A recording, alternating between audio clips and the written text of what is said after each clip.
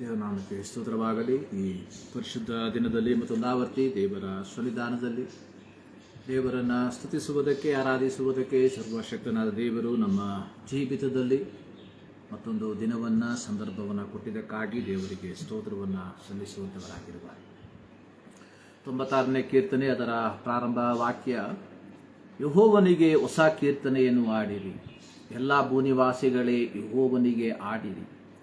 ಯೆಹೋವನಿಗೆ ಹಾಡಿರಿ, ಆತನ ನಾಮವನ್ನು ಕೊಂಡಾಡಿರಿ, ಆತನ ರಕ್ಷಣೆಯನ್ನು ಪ್ರತಿನಿತ್ಯವೂ ಸಾರಿ ಹೇಳಿರಿ. ಈ ಮುಂಜಾನೆಯಲ್ಲಿ ಮತದಾವರ್ತಿ ಒಂದು ಹೊಸ ದಿನವನ್ನು ಕೊಟ್ಟಂತಹ ದೇವರಿಗೆ ಒಂದು ಹೊಸ ಕೀರ್ತನೆಯನ್ನು ಹಾಡುವಂತೆ ದೇವರು ನಮ್ಮ ಜೀವಿತದಲ್ಲಿ ಒಂದು ಸಂದರ್ಭವನ್ನು, ಸದವಕಾಶವನ್ನು ಕೊಟ್ಟಿರಲಾಗಿ ದೇವರಿಗೆ ನಾವು ನಮ್ಮ ಹೃದಯದ ಅಂತರಾಳದಿಂದ ಒಂದು ಹೊಸ ಅನುಭವದೊಂದಿಗೆ ಆತನನ್ನು ಹಾಡಿ ಸ್ತುತಿಸುವಂಥವರಾಗಿರುವ ಪ್ರಾರ್ಥನೆ ಮಾಡುವ. ನಮ್ಮನ್ನು ಬಹಳವಾಗಿ ಪ್ರೀತಿ ಮಾಡುವ ನಮ್ಮ ಪ್ರೀತಿಯ ತಂದೆಯಾದ ದೇವರೇ, ನಿಮ್ಮ ನಾಮಕ್ಕೆ ಸ್ತೋತ್ರ ಸ್ವಾಮಿ. ಈ ವಾರದ ಪ್ರಾರಂಭ ದಿನದಲ್ಲಿ ನಿಮ್ಮ ಮಕ್ಕಳಾದ ನಾವು ನಿಮ್ಮ ಸನ್ನಿಧಾನದಲ್ಲಿ ಸೇರಿ ಬರುವಂತೆ, ನಿಮ್ಮನ್ನು ಸ್ತುತಿಸುವಂತೆ, ನಿಮ್ಮನ್ನು ಆರಾಧಿಸುವಂತೆ ನಮ್ಮ ಜೀವಿತದಲ್ಲಿ ಕೊಟ್ಟಂಥ ಈ ಒಂದು ಸಂದರ್ಭಕ್ಕಾಗಿ ನಿಮಗೆ ಸ್ತೋತ್ರ. ಹೌದು ಕರ್ತನೆ, ಕಳೆದ ಒಂದು ವಾರ ನಮ್ಮನ್ನು ಪರಿಪಾಲಿಸಿದ್ದಿ, ಸಂರಕ್ಷಿಸಿದ್ದಿ, ನಮ್ಮ ಜೀವಿತಕ್ಕೆ ಬೇಕಾದ ಎಲ್ಲವನ್ನು ಕೊಟ್ಟಿದ್ದಿ, ಅದಕ್ಕಾಗಿ ಸ್ತೋತ್ರ. ಕೊಟ್ಟಂಥ ಆಹಾರಕ್ಕಾಗಿ, ಕೊಟ್ಟಂಥ ಆರೋಗ್ಯಕ್ಕಾಗಿ, ಕೊಟ್ಟಂಥ ಆಯುಸ್ಸಿಗಾಗಿ ನಾವು ನಿಮಗೆ ಕೃತಜ್ಞತೆಯನ್ನು ಸಲ್ಲಿಸ್ತಾ ಇದ್ದೇವೆ. ಅನೇಕರು ಕರ್ತನೆ, ನಾನಾ ವಿಧದಲ್ಲಿ ಕರ್ತನೆ ಕೊರತೆಗಳನ್ನು ಅನುಭವಿಸಿರುವಾಗ ನಿಮ್ಮ ಮಕ್ಕಳಾದ ನಮ್ಮ ಜೀವಿತದಲ್ಲಿ ನೀನು ತೋರಿದಂತಹ ಎಲ್ಲ ಪ್ರೀತಿಯ ಕರ್ತನೆ, ಆ ಒಂದು ಸತ್ಕಾರ್ಯಗಳಿಗಾಗಿ ನಾವು ಮತ್ತೊಂದು ಆವರ್ತಿ ಕೃತಜ್ಞತೆಯನ್ನು ಸಲ್ಲಿಸ್ತಾ ಇದ್ದೇವೆ. ಈ ಮುಂಜಾನೆಯಲ್ಲಿ ಮತ್ತೊಂದು ಆವರ್ತಿ ನಿಮ್ಮ ಸನ್ನಿಧಾನದಲ್ಲಿ ಕೃತಜ್ಞತೆಯಿಂದ ನಾವು ಸೇರಿ ಬರುವಂತೆ, ಹೌದು ಕರ್ತನೆ, ಸ್ತೋತ್ರದೊಂದಿಗೆ ಈ ಒಂದು ವಾರವನ್ನು ಆರಂಭಿಸುವಂತೆ ನಮ್ಮ ಜೀವಿತದಲ್ಲಿ ಕೃಪೆ ಮಾಡಿದ್ದಕ್ಕಾಗಿ ಸ್ತೋತ್ರ. ಪ್ರತ್ಯೇಕವಾಗಿ ಇಂದಿನ ಆರಾಧನೆಯನ್ನು ನಿಮ್ಮ ಕರಗಳಿಗೆ ಸಮರ್ಪಿಸ್ತಾ ಇದ್ದೇವೆ. ಇಂದಿನ ಆರಾಧನೆ ಪರಲೋಕ ಸಂತೋಷಿಸುವಂಥ ಆರಾಧನೆಯಾಗಿ ಮಾರ್ಪಡಿಸು. ಪವಿತ್ರನಾದ ನಿಮ್ಮನ್ನು ಪವಿತ್ರತೆಯಲ್ಲಿ ಆರಾಧಿಸುವಂತೆ ನಮ್ಮನ್ನು ಯೋಗ್ಯರನ್ನಾಗಿ ಮಾರ್ಪಡಿಸು ಎಂಬುದಾಗಿ ನಾವು ಪ್ರಾರ್ಥಿಸುವಂಥವರಾಗಿದ್ದೇವೆ. ದೇವರು ಆತ್ಮಸ್ವರೂಪನು, ಆತ್ಮಸ್ವರೂಪನಾದ ದೇವರನ್ನು ಆತ್ಮದಲ್ಲಿಯೂ ಸತ್ಯದಲ್ಲಿಯೂ ಆರಾಧಿಸಬೇಕು ಎಂಬುದಾಗಿ ನೀನು ತಾನೇ ಹೇಳಿರುವ ರೀತಿಯಲ್ಲಿ ಕರ್ತನೆ, ಆತ್ಮದಲ್ಲಿ ಸತ್ಯದಲ್ಲಿ ನಿಮ್ಮನ್ನು ಆರಾಧಿಸುವಂತೆ ಈ ಮುಂಜಾನೆಯಲ್ಲಿ ಮತ್ತೊಂದು ಆವರ್ತಿ ನಮಗೆ ಕೃಪೆ ಮಾಡೆಂಬುದಾಗಿ ಪ್ರಾರ್ಥಿಸ್ತಾ ಇದ್ದೇವೆ. ನಾವು ಆಡುವಂಥ ಹಾಡುಗಳು, ಧ್ಯಾನಿಸುವಂಥ ದೇವರ ವಾಕ್ಯ ಎಲ್ಲದರ ಮೂಲಕ ದೇವರ ನಾಮ ಮಹಿಮೆ ಹೊಂದಲಿ. ಈ ಮುಂಜಾನೆಯಲ್ಲಿ ಈ ಒಂದು ಮಾಧ್ಯಮದ ಮೂಲಕ ದೇವರ ವಾಕ್ಯವನ್ನು ಶ್ರವಿಸುವಂಥ ಪ್ರತಿಯೊಬ್ಬರನ್ನು ನಿಮ್ಮ ಕರಗಳಿಗೆ ಸಮರ್ಪಿಸ್ತಾ ಇದ್ದೇವೆ. ಆಶೀರ್ವದಿಸು. ಒಂದು ವಾರ ಜೀವಿಸುವುದಕ್ಕೆ ಬೇಕಾಗಿರುವ ನಿಮ್ಮ ಆತ್ಮಿಕವಾದ ಮನ್ನವನ್ನು ದಯಪಾಲಿಸಿಕೊಂಡು ಪ್ರಾರ್ಥನೆ ಕೇಳಿದ್ದಕ್ಕಾಗಿ ಸ್ತೋತ್ರ. ಯೇಸು ಕ್ರಿಸ್ತನ ಬುದ್ಧ ನಾಮದಲ್ಲಿ ಬಿಡುತ್ತೇವೆ ನಮ್ಮ ಪ್ರೀತಿಯ ತಂದೆ, ಆಮೆನ್. ಮತ್ತೊಂದು ಆವರ್ತಿ ಎಲ್ಲರಿಗೂ ಯೇಸು ಕ್ರಿಸ್ತನ ನಾಮದಲ್ಲಿ ನಮ್ಮ ವಂದನೆಯನ್ನು ತಿಳಿಸುವಂಥವರಾಗಿದ್ದೇವೆ. ಈ ಮೇ ತಿಂಗಳ 2ನೇ ಭಾನುವಾರ ಮತ್ತೊಂದು ಆವರ್ತಿ ದೇವರ ಸನ್ನಿಧಾನದಲ್ಲಿ ದೇವರನ್ನು ಆರಾಧಿಸುವುದಕ್ಕೆ ದೇವರು ನಮ್ಮಗಳ ಜೀವಿತದಲ್ಲಿ ಸಂದರ್ಭವನ್ನು, ಅವಕಾಶವನ್ನು ಕೊಟ್ಟಿದ್ದಕ್ಕಾಗಿ ದೇವರಿಗೆ ನಾವು ಕೃತಜ್ಞತೆಯನ್ನು ಸಲ್ಲಿಸುವ. ಒಂದು ಹಾಡಿನ ಕೆಲವು ಚರಣಗಳನ್ನು ಹಾಡಿ ದೇವರ ನಾಮವನ್ನು ಮಹಿಮೆಪಡಿಸುವ. ಕ್ರಿಸ್ತ ಯೇಸು ನಾಮವ ಹಾಡಿರಿ, ಕೊಂಡಾಡಿರಿ, ಸ್ತುತಿಸಿರಿ, ಸ್ಮರಿಸಿರಿ ಆತನ ಪ್ರೀತಿಯ. ಹಳೆಯ ಒಂದು ಹಾಡು ನಮ್ಮೊಂದಿಗೆ ಸೇರಿ ಹಾಡಿನ ಚರಣಗಳನ್ನು ಹಾಡಿ ದೇವರ ನಾಮವನ್ನು ಮಹಿಮೆಪಡಿಸುವಂಥವರಾಗಿರುವ. ಕ್ರಿಸ್ತ ಯೇಸು ನಾಮವ ಹಾಡಿರಿ, ಕೊಂಡಾಡಿರಿ, ಸ್ತುತಿಸಿರಿ, ಸ್ಮರಿಸಿರಿ ಆತನ ಪ್ರೀತಿಯ. ಸ್ತುತಿಸಿರಿ, ಸ್ಮರಿಸಿರಿ ಆತನ ಪ್ರೀತಿಯ. ಕ್ರಿಸ್ತ ಯೇಸು ನಾಮವ ಹಾಡಿರಿ, ಕೊಂಡಾಡಿರಿ, ಸ್ತುತಿಸಿರಿ, ಸ್ಮರಿಸಿರಿ ಆತನ ಪ್ರೀತಿಯ. ಸ್ತುತಿಸಿರಿ, ಸ್ಮರಿಸಿರಿ ಆತನ ಪ್ರೀತಿಯ. ದೇವ ಸ್ವರೂಪನಾಗಿದ್ದ ಯೇಸು ದೇವ ಸಮಾನ ಪದವಿಯನ್ನು ದೇವ ಸ್ವರೂಪನಾಗಿದ್ದ ಯೇಸು ದೇವ ಸಮಾನ ಪದವಿಯನ್ನು ತೊರೆದಿಟ್ಟನು ಬರಿದಾದನು ನಮ್ಮನ್ನು ರಕ್ಷಿಸಲು ತೊರೆದಿಟ್ಟನು ಬರಿದಾದನು ನಮ್ಮನ್ನು ರಕ್ಷಿಸಲು ಕ್ರಿಸ್ತ ಯೇಸು ನಾಮವ ಆಡಿರಿ ಕೊಂಡಾಡಿರಿ ಸ್ತುತಿಸಿರಿ ಸ್ಮರಿಸಿರಿ ಆತನ ಪ್ರೀತಿಯ ಪಾಪದ ಶಕ್ತಿ ಸಂಪೂರ್ಣವಾಗಿ ಮೇಲೆ ಸೋಲಿಸಿದಿ ಪಾಪದ ಶಕ್ತಿ ಸಂಪೂರ್ಣವಾಗಿ ಶಿಲುಬೆ ಮೇಲೆ ಸೋಲಿಸಿದಿ ಮೃತ್ಯುವನ್ನು ಛೇದಿಸಿ ಬಂದ ನಮ್ಮನ್ನು ರಕ್ಷಿಸಲು ಮೃತ್ಯುವನ್ನು ಛೇದಿಸಿ ಬಂದ ನಮ್ಮನ್ನು ರಕ್ಷಿಸಲು ಕ್ರಿಸ್ತ ಯೇಸು ನಾಮವ ಆಡಿರಿ ಕೊಂಡಾಡಿರಿ ಸ್ತುತಿಸಿರಿ ಸ್ಮರಿಸಿರಿ ಆತನ ಪ್ರೀತಿಯ ಮೇಘರೂಢನಾಗಿ ಬರುವ ಆಜ್ಞಾಘೋಷದೊಡನೆಯೇ ಮೇಘರೂಢನಾಗಿ ಬರುವ ಆಜ್ಞಾಘೋಷದೊಡನೆಯೇ ನನಗಾಗಿಯೇ ನಿನಗಾಗಿಯೇ ತಿರುಗಿ ಬರುವನು ನನಗಾಗಿಯೇ ನಿನಗಾಗಿಯೇ ತಿರುಗಿ ಬರುವನು ಕ್ರಿಸ್ತ ಯೇಸು ನಾಮವ ಆಡಿರಿ ಕೊಂಡಾಡಿರಿ ಸ್ತುತಿಸಿರಿ ಸ್ಮರಿಸಿರಿ ಆತನ ಪ್ರೀತಿಯ ಸ್ತುತಿಸಿರಿ ಸ್ಮರಿಸಿರಿ ಆತನ ಪ್ರೀತಿಯ ಸ್ತುತಿಸಿರಿ ಸ್ಮರಿಸಿರಿ ಆತನ ಪ್ರೀತಿಯ ಹಲ್ಲೆಲೂಯಾ ಸ್ತುತಿಸಿರಿ ಸ್ಮರಿಸಿರಿ ಆತನ ಪ್ರೀತಿಯ ದೇವ ಸ್ವರೂಪನಾಗಿದ್ದ ಯೇಸು ದೇವ ಸಮಾನ ಪದವಿಯನ್ನು ತೊರೆದಿಟ್ಟನು ಬರಿದಾದನು ನಮ್ಮನ್ನು ರಕ್ಷಿಸಲು. ಸೊ ಹೀಗಿರಲಾಗಿ ಸ್ತುತಿಸಿರಿ ಸ್ಮರಿಸಿರಿ ಆತನ ಪ್ರೀತಿಯ. ಪಾಪದ ಶಕ್ತಿ ಸಂಪೂರ್ಣವಾಗಿ ಶಿಲುಬೆ ಮೇಲೆ ಸೋಲಿಸಿ ಮೃತ್ಯುವನ್ನು ಛೇದಿಸಿ ಬಂದ ನಮ್ಮನ್ನು ರಕ್ಷಿಸಲು. ಹೀಗಿರಲಾಗಿ ಸ್ತುತಿಸಿರಿ ಸ್ಮರಿಸಿರಿ ಆತನ ಪ್ರೀತಿಯ. ಸೊ ಮೇಘರೂಢನಾಗಿ ಬರುವ ಆಜ್ಞಾಘೋಷದೊಡನೆ ನನಗಾಗಿಯೇ ನಿನಗಾಗಿಯೇ ತಿರುಗಿ ಬರುವನು. ಹೀಗಿರಲಾಗಿ ಸ್ತುತಿಸಿರಿ ಸ್ಮರಿಸಿರಿ ಆತನ ಪ್ರೀತಿಯ. ಸೊ ನಾವು ಯಾಕೆ ದೇವರನ್ನ ಸ್ತುತಿಸಬೇಕು? ನಾವು ಯಾಕೆ ದೇವರನ್ನ ಸ್ಮರಿಸಬೇಕು? ನಾವು ಯಾಕೆ ದೇವರಿಗೆ ಸ್ತೋತ್ರವನ್ನ ಸಲ್ಲಿಸಬೇಕು? ನಾವು ಯಾಕೆ ದೇವರನ್ನ ಕೊಂಡಾಡಬೇಕು ಅಂತ ಹೇಳಿದ್ರೆ, ಸೊ ನಮಗೆ ಮನೆ ಕೊಟ್ಟಿದ್ದಕ್ಕಾಗಿ ಅಲ್ಲ, ಹೆಂಡತಿ ಕೊಟ್ಟಿದ್ದಕ್ಕಾಗಿ ಅಲ್ಲ, ಮಕ್ಕಳನ್ನ ಕೊಟ್ಟಿದ್ದಕ್ಕಾಗಿ ಅಲ್ಲ, ಅಂತಸ್ತನ್ನು ಕೊಟ್ಟಿದ್ದಕ್ಕಾಗಿ ಅಲ್ಲ, ಯಾವುದಕ್ಕೋಸ್ಕರವಾಗಿ ಅಲ್ಲ. ನೋಡಿ, ಕುರಿಂಥ ಸಭೆಗೆ ಪೌಲ ಪತ್ರಿಕೆಯನ್ನು ಬರೆಯುವಾಗ ಹೇಳಿದ್ದಾನೆ, nothing can separate me from the love of god. So ದೇವರ ಪ್ರೀತಿಯಿಂದ ನನ್ನನ್ನು ಅಗಲಿಸುವುದಕ್ಕೆ ಯಾವುದರಿಂದಲೂ ಸಾಧ್ಯವಿಲ್ಲ.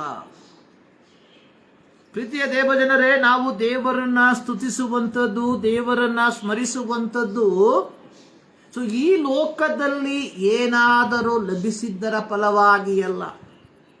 ಸೊ ಈ ರೀತಿಯಾಗಿ ಲೋಕದಲ್ಲಿ ಏನಾದರೂ ಲಭಿಸಿದ್ದರ ಫಲವಾಗಿ ನಾವು ದೇವರನ್ನ ಸ್ತುತಿಸುವಂಥವರು, ದೇವರನ್ನ ಪ್ರೀತಿಸುವಂಥವರು ಆಗಿ ಮಾರ್ಪಟ್ಟಿದ್ದರೆ, ಸೊ ಯಾವ ಸಂದರ್ಭದಲ್ಲಿ ಇವೆಲ್ಲವೂ ನಮ್ಮನ್ನ ಬಿಟ್ಟು ಕೈ ಬಿಟ್ಟು ಹೋಗ್ತದೆ, ಅಂತಹ ಸಂದರ್ಭದಲ್ಲಿ ನಾವೇನ್ ಮಾಡ್ತೇವೆ? ದೇವರನ್ನ ಬಿಟ್ಟು ಬಿಡುತ್ತೇವೆ. ನೋಡಿ, ಯೋಬನ ಪುಸ್ತಕದಲ್ಲಿ ಯೋಬನ ಕುರಿತಾಗಿ ನಾವು ನೋಡುವಂಥದ್ದು, ಯೋಬನು ಐಶ್ವರ್ಯವಂತನಾಗಿದ್ದ. ಯೋಬನಿಗೆ 10 ಮಂದಿ ಮಕ್ಕಳಿದ್ರು. 7 ಮಂದಿ ಗಂಡು ಮಕ್ಕಳು, 3 ಮಂದಿ ಹೆಣ್ಣು ಮಕ್ಕಳು. ನೋಡಿ, ಯೋಬನಿಗಿದ್ದಂತಹ ಆಶೀರ್ವಾದ, 10 ಮಕ್ಕಳು, ಅದರಲ್ಲಿ 7 ಗಂಡು 3 ಹೆಣ್ಣು, 7,000 ಕುರಿಗಳು, 3,000 ಒಂಟೆಗಳು, 500 ಜೋಡಿ ಎತ್ತುಗಳು, 500 ಹೆಣ್ಣು ಕತ್ತೆಗಳು, ಅನೇಕ ಸೇವಕರು ಇದ್ದರು. ಇದು ಯೋಬನಿಗಿದ್ದಂತಹ ಯಾವುದು ದನಕರುಗಳ ವಿವರಣೆ ಮಾತ್ರ.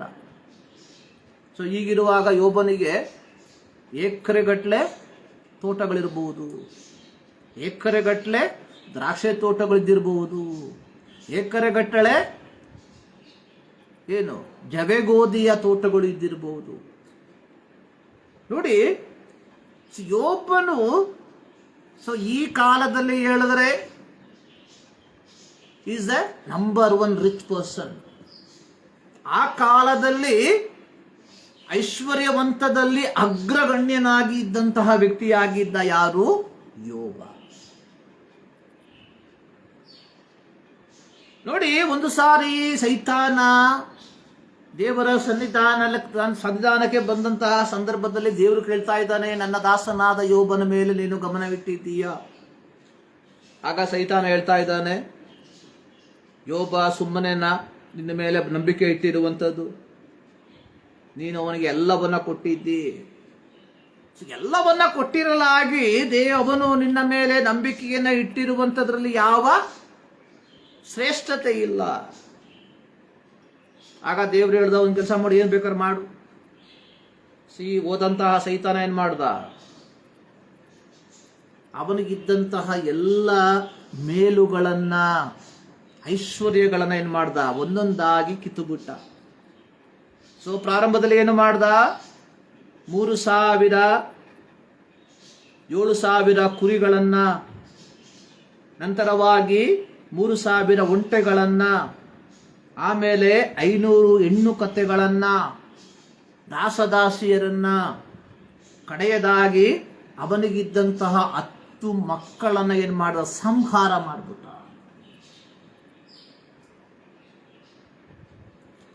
ಆ ಸಂದರ್ಭದಲ್ಲಿ ಯೋಬ ಐಶ್ವರ್ಯದ ಮೇಲೆ ಮನಸ್ಸಿಟ್ಟಿದ್ದರೆ ಯಾವತ್ತೂ ಹೇಳ್ತಾ ಇರಲಿಲ್ಲ, ಏನು ಇಲ್ಲದವನಾಗಿ ಬಂದೆನು, ಏನು ಇಲ್ಲದವನಾಗಿ ಗತಿಸಿ ಹೋಗ್ತೇನೆ ಎಂಬುದಾಗಿ ಹೇಳ್ತಾ ಇರಲಿಲ್ಲ. ಆದ್ರೆ ಯೋಬ ಹೇಳಿದೇನು? ಏನು ಇಲ್ಲದವನಾಗಿ ತಾಯಿಯ ಗರ್ಭದಿಂದ ಬಂದೆನು, ಏನು ಇಲ್ಲದವನಾಗಿಯೇ ಗತಿಸಿ ಹೋಗುವೆನು, ಯೆಹೋವನೇ ಕೊಟ್ಟನು, ಯೆಹೋವನೇ ತೆಗೆದುಕೊಂಡನು, ಯೆಹೋವನ ನಾಮಕ್ಕೆ ಸ್ತೋತ್ರ. ಅಂದ್ರೆ ಯೋಬನಿಗಿದ್ದಂತಹ ಭಕ್ತಿ, ಯೋಬನಿಗಿದ್ದಂತಹ ಏನು ದೇವರೊಂದಿಗಿದ್ದಂತಹ ನಂಬಿಕೆ, ಯೋಬನಿಗಿದ್ದಂತಹ ಐಶ್ವರ್ಯದ ಮೇಲೆ ಅವಲಂಬಿತವಾಗಿರಲಿಲ್ಲ. ಆದುದರಿಂದಲೇ ಹೇಳಿದ್ದು, ಯೆಹೋವನು ಕೊಟ್ಟನು. 10 ಮಕ್ಕಳನ್ನು ಕೊಟ್ಟಿದ್ಯಾರು? ಯೆಹೋವನು. 7,000 ಕುರಿಗಳನ್ನು ಕೊಟ್ಟಿದ್ಯಾರು? ಯೆಹೋವನು. 3,000 ಒಂಟೆಗಳನ್ನ ಕೊಟ್ಟಿದ್ಯಾರು? ಯೆಹೋವನು. 500 ಎತ್ತುಗಳನ್ನ ಕೊಟ್ಟಿದ್ಯಾರು? ಯೆಹೋವನು. 500 ಹೆಣ್ಣು ಕತ್ತೆಗಳನ್ನ ಕೊಟ್ಟಿದ್ಯಾರು? ಯೆಹೋವನು. ದಾಸದಾಸಿಯರನ್ನ ಕೊಟ್ಟಿದ್ಯಾರು? ಯೆಹೋವನು. ಸೊ ಹೀಗಿರಲಾಗಿ ಯೆಹೋವನು ಕೊಟ್ಟನು, ಯೆಹೋವನು ತೆಗೆದುಕೊಂಡನು. ಯಾಕಂದ್ರೆ ಯೋಬನು ತಾಯಿಯ ಗರ್ಭದಿಂದ ಹೊರಗೆ ಬಂದಾಗ ಏನೂ ಇರಲಿಲ್ಲ. ನಮ್ಮ ಭಾಷೆಯಲ್ಲಿ ಹೇಳೋದಾದ್ರೆ ನಗ್ನನಾಗಿ ಬಂದ ತಾಯಿಯ ಗರ್ಭದಿಂದ. ಸೊ ಅದಾದ ಮೇಲೆ ಯೋಬನ ಜೀವಿತದಲ್ಲಿ ಇವೆಲ್ಲವೂ ಲಭಿಸಿತ್ತು. ಸೊ ಅದನ್ನ ಯೋಬ ಚೆನ್ನಾಗಿ ಮನಗಂಡಿದ್ದ. ಯೆಹೋವನು ಕೊಟ್ಟನು, ಯೆಹೋವನು ತೆಗೆದುಕೊಂಡನು. ಖತಮ್. ಸೊ ನಂತರವಾಗಿ ನಾವು ನೋಡ್ತೇವೆ, ಯೋಬನ ಶರೀರವೆಲ್ಲ ಏನಾಯ್ತು? ವೃಣವಾಗಿ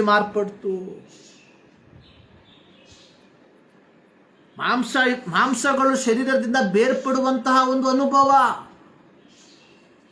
ಅಂತಹ ಸಂದರ್ಭದಲ್ಲಿಯೂ ಯೋಬ ಏನ್ ಮಾಡಿಲ್ಲ? ಪಾಪ ಮಾಡಲಿಲ್ಲ. ಅವನ ಹೆಂಡತಿ ಹೇಳಿದ್ಲು, ದೇವರನ್ನ ದೂಷಿಸಿ ಸತ್ತೋಗ್ಬಿಡು. ಯಾಕೆ ಈ ಯಥಾರ್ಥತ್ವವನ್ನು ಇಟ್ಕೊಂಡಿದ್ದೀಯಾ? ಯಾಕೆ ಈ ಯಥಾರ್ಥತ್ವವನ್ನು ಇಟ್ಕೊಂಡಿದ್ದೀಯಾ?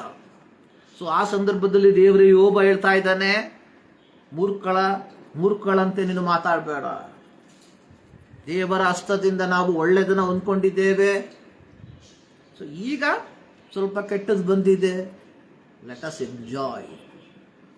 ಪ್ರಿಯರೇ, ನಾವು ದೇವರನ್ನ ಸ್ತುತಿಸುವಂಥದ್ದು, ದೇವರನ್ನ ಸ್ಮರಿಸುವಂಥದ್ದು, ದೇವರನ್ನ ಆರಾಧಿಸುವಂಥದ್ದು, ದೇವರನ್ನ ಕೊಂಡಾಡುವಂಥದ್ದು, ದೇವರನ್ನ ಆಡುವಂಥದ್ದು, ಸೊ ಈ ಲೋಕದಲ್ಲಿ ಏನಾದರೂ ಲಭಿಸಿದರ ಫಲವಾಗಿ ಆಗಿರಬಾರ್ದು. ಸೊ ಯಾರಾದರೂ ಸೊ ಈ ರೀತಿಯಾಗಿ ದೇವರನ್ನ ಆರಾಧಿಸುವಂತಹ ವ್ಯಕ್ತಿಗಳಾಗಿದ್ರೆ, ಸೊ ಈ ಮುಂಜಾನೆಯಲ್ಲಿ ನಾನು ನಿಮಗೆ ಒಂದು ಸಂದೇಶವನ್ನು ಹೇಳ್ತೇನೆ, ದಯವಿಟ್ಟು ಬಿಟ್ಟು ಬಿಡ್ರಿ. ಸೊ ನಾವು ಯಾಕೆ ದೇವರನ್ನ ಕೊಂಡಾಡಬೇಕು? ಯಾಕೆ ದೇವರನ್ನ ಸ್ತುತಿಸಬೇಕು? ಯಾಕೆ ದೇವರನ್ನ ಸ್ಮರಿಸಬೇಕು? ನಮ್ಮನ್ನ ಪಾಪದಿಂದ ಬಿಡುಗಡೆ ಮಾಡುವುದಕ್ಕಾಗಿ, ನಮ್ಮನ್ನು ಪಾಪದಿಂದ ರಕ್ಷಿಸುವುದಕ್ಕಾಗಿ ಪರಲೋಕದಲ್ಲಿ ಇದ್ದಂತಹ ಯೇಸು ಕ್ರಿಸ್ತನು ಮಾನವ ರೂಪವನ್ನ ತಾಳಿ, ದಾಸನ ರೂಪವನ್ನ ತಾಳಿ ಲೋಕಕ್ಕೆ ಬಂದು ಮರಣವನ್ನು, ಅಂದರೆ ಶಿಲುಬೆಯ ಮರಣವನ್ನ ಹೊಂದಿ, ಅಪೊಸ್ತಲನಾದ ಪೌಲ ಫಿಲಿಪಿ ಸಭೆಗೆ ಪತ್ರಿಕೆಯನ್ನು ಬರೆಯುವಂತಹ ಸಂದರ್ಭದಲ್ಲಿ ಬಹಳ ಚಂದವಾಗಿ ವಿವರಿಸಿರುವಂಥದ್ದನ್ನು ನಾವು ನೋಡ್ತೇವೆ.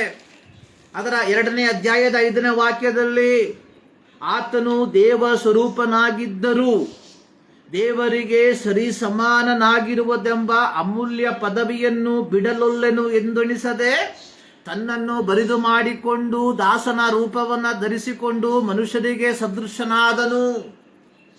ಆಮೇಲೆ ಆತನು ಆಕಾರದಲ್ಲಿ ಮನುಷ್ಯನಾಗಿ ಕಾಣಿಸಿಕೊಂಡಿದ್ದಾಗ ತನ್ನನ್ನು ತಗ್ಗಿಸಿಕೊಂಡು ಮರಣವನ್ನು, ಅಂದರೆ ಶಿಲುಬೆಯ ಮರಣವನ್ನು ಹೊಂದುವಷ್ಟು ವಿಧೇಯನಾದನು.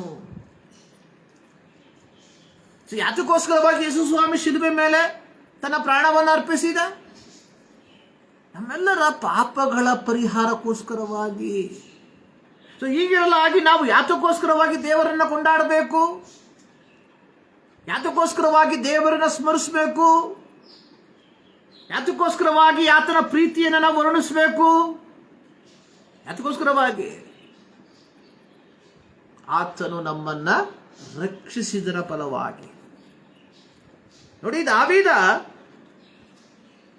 ಫಿಲಿಷ್ಟಿಯರ ಪ್ರಭುವಾದ ಅಭಿಮಲೇಖನ ಕೈಯಲ್ಲಿ ಸಿಕ್ಕಿ ಹಾಕಿಕೊಂಡ.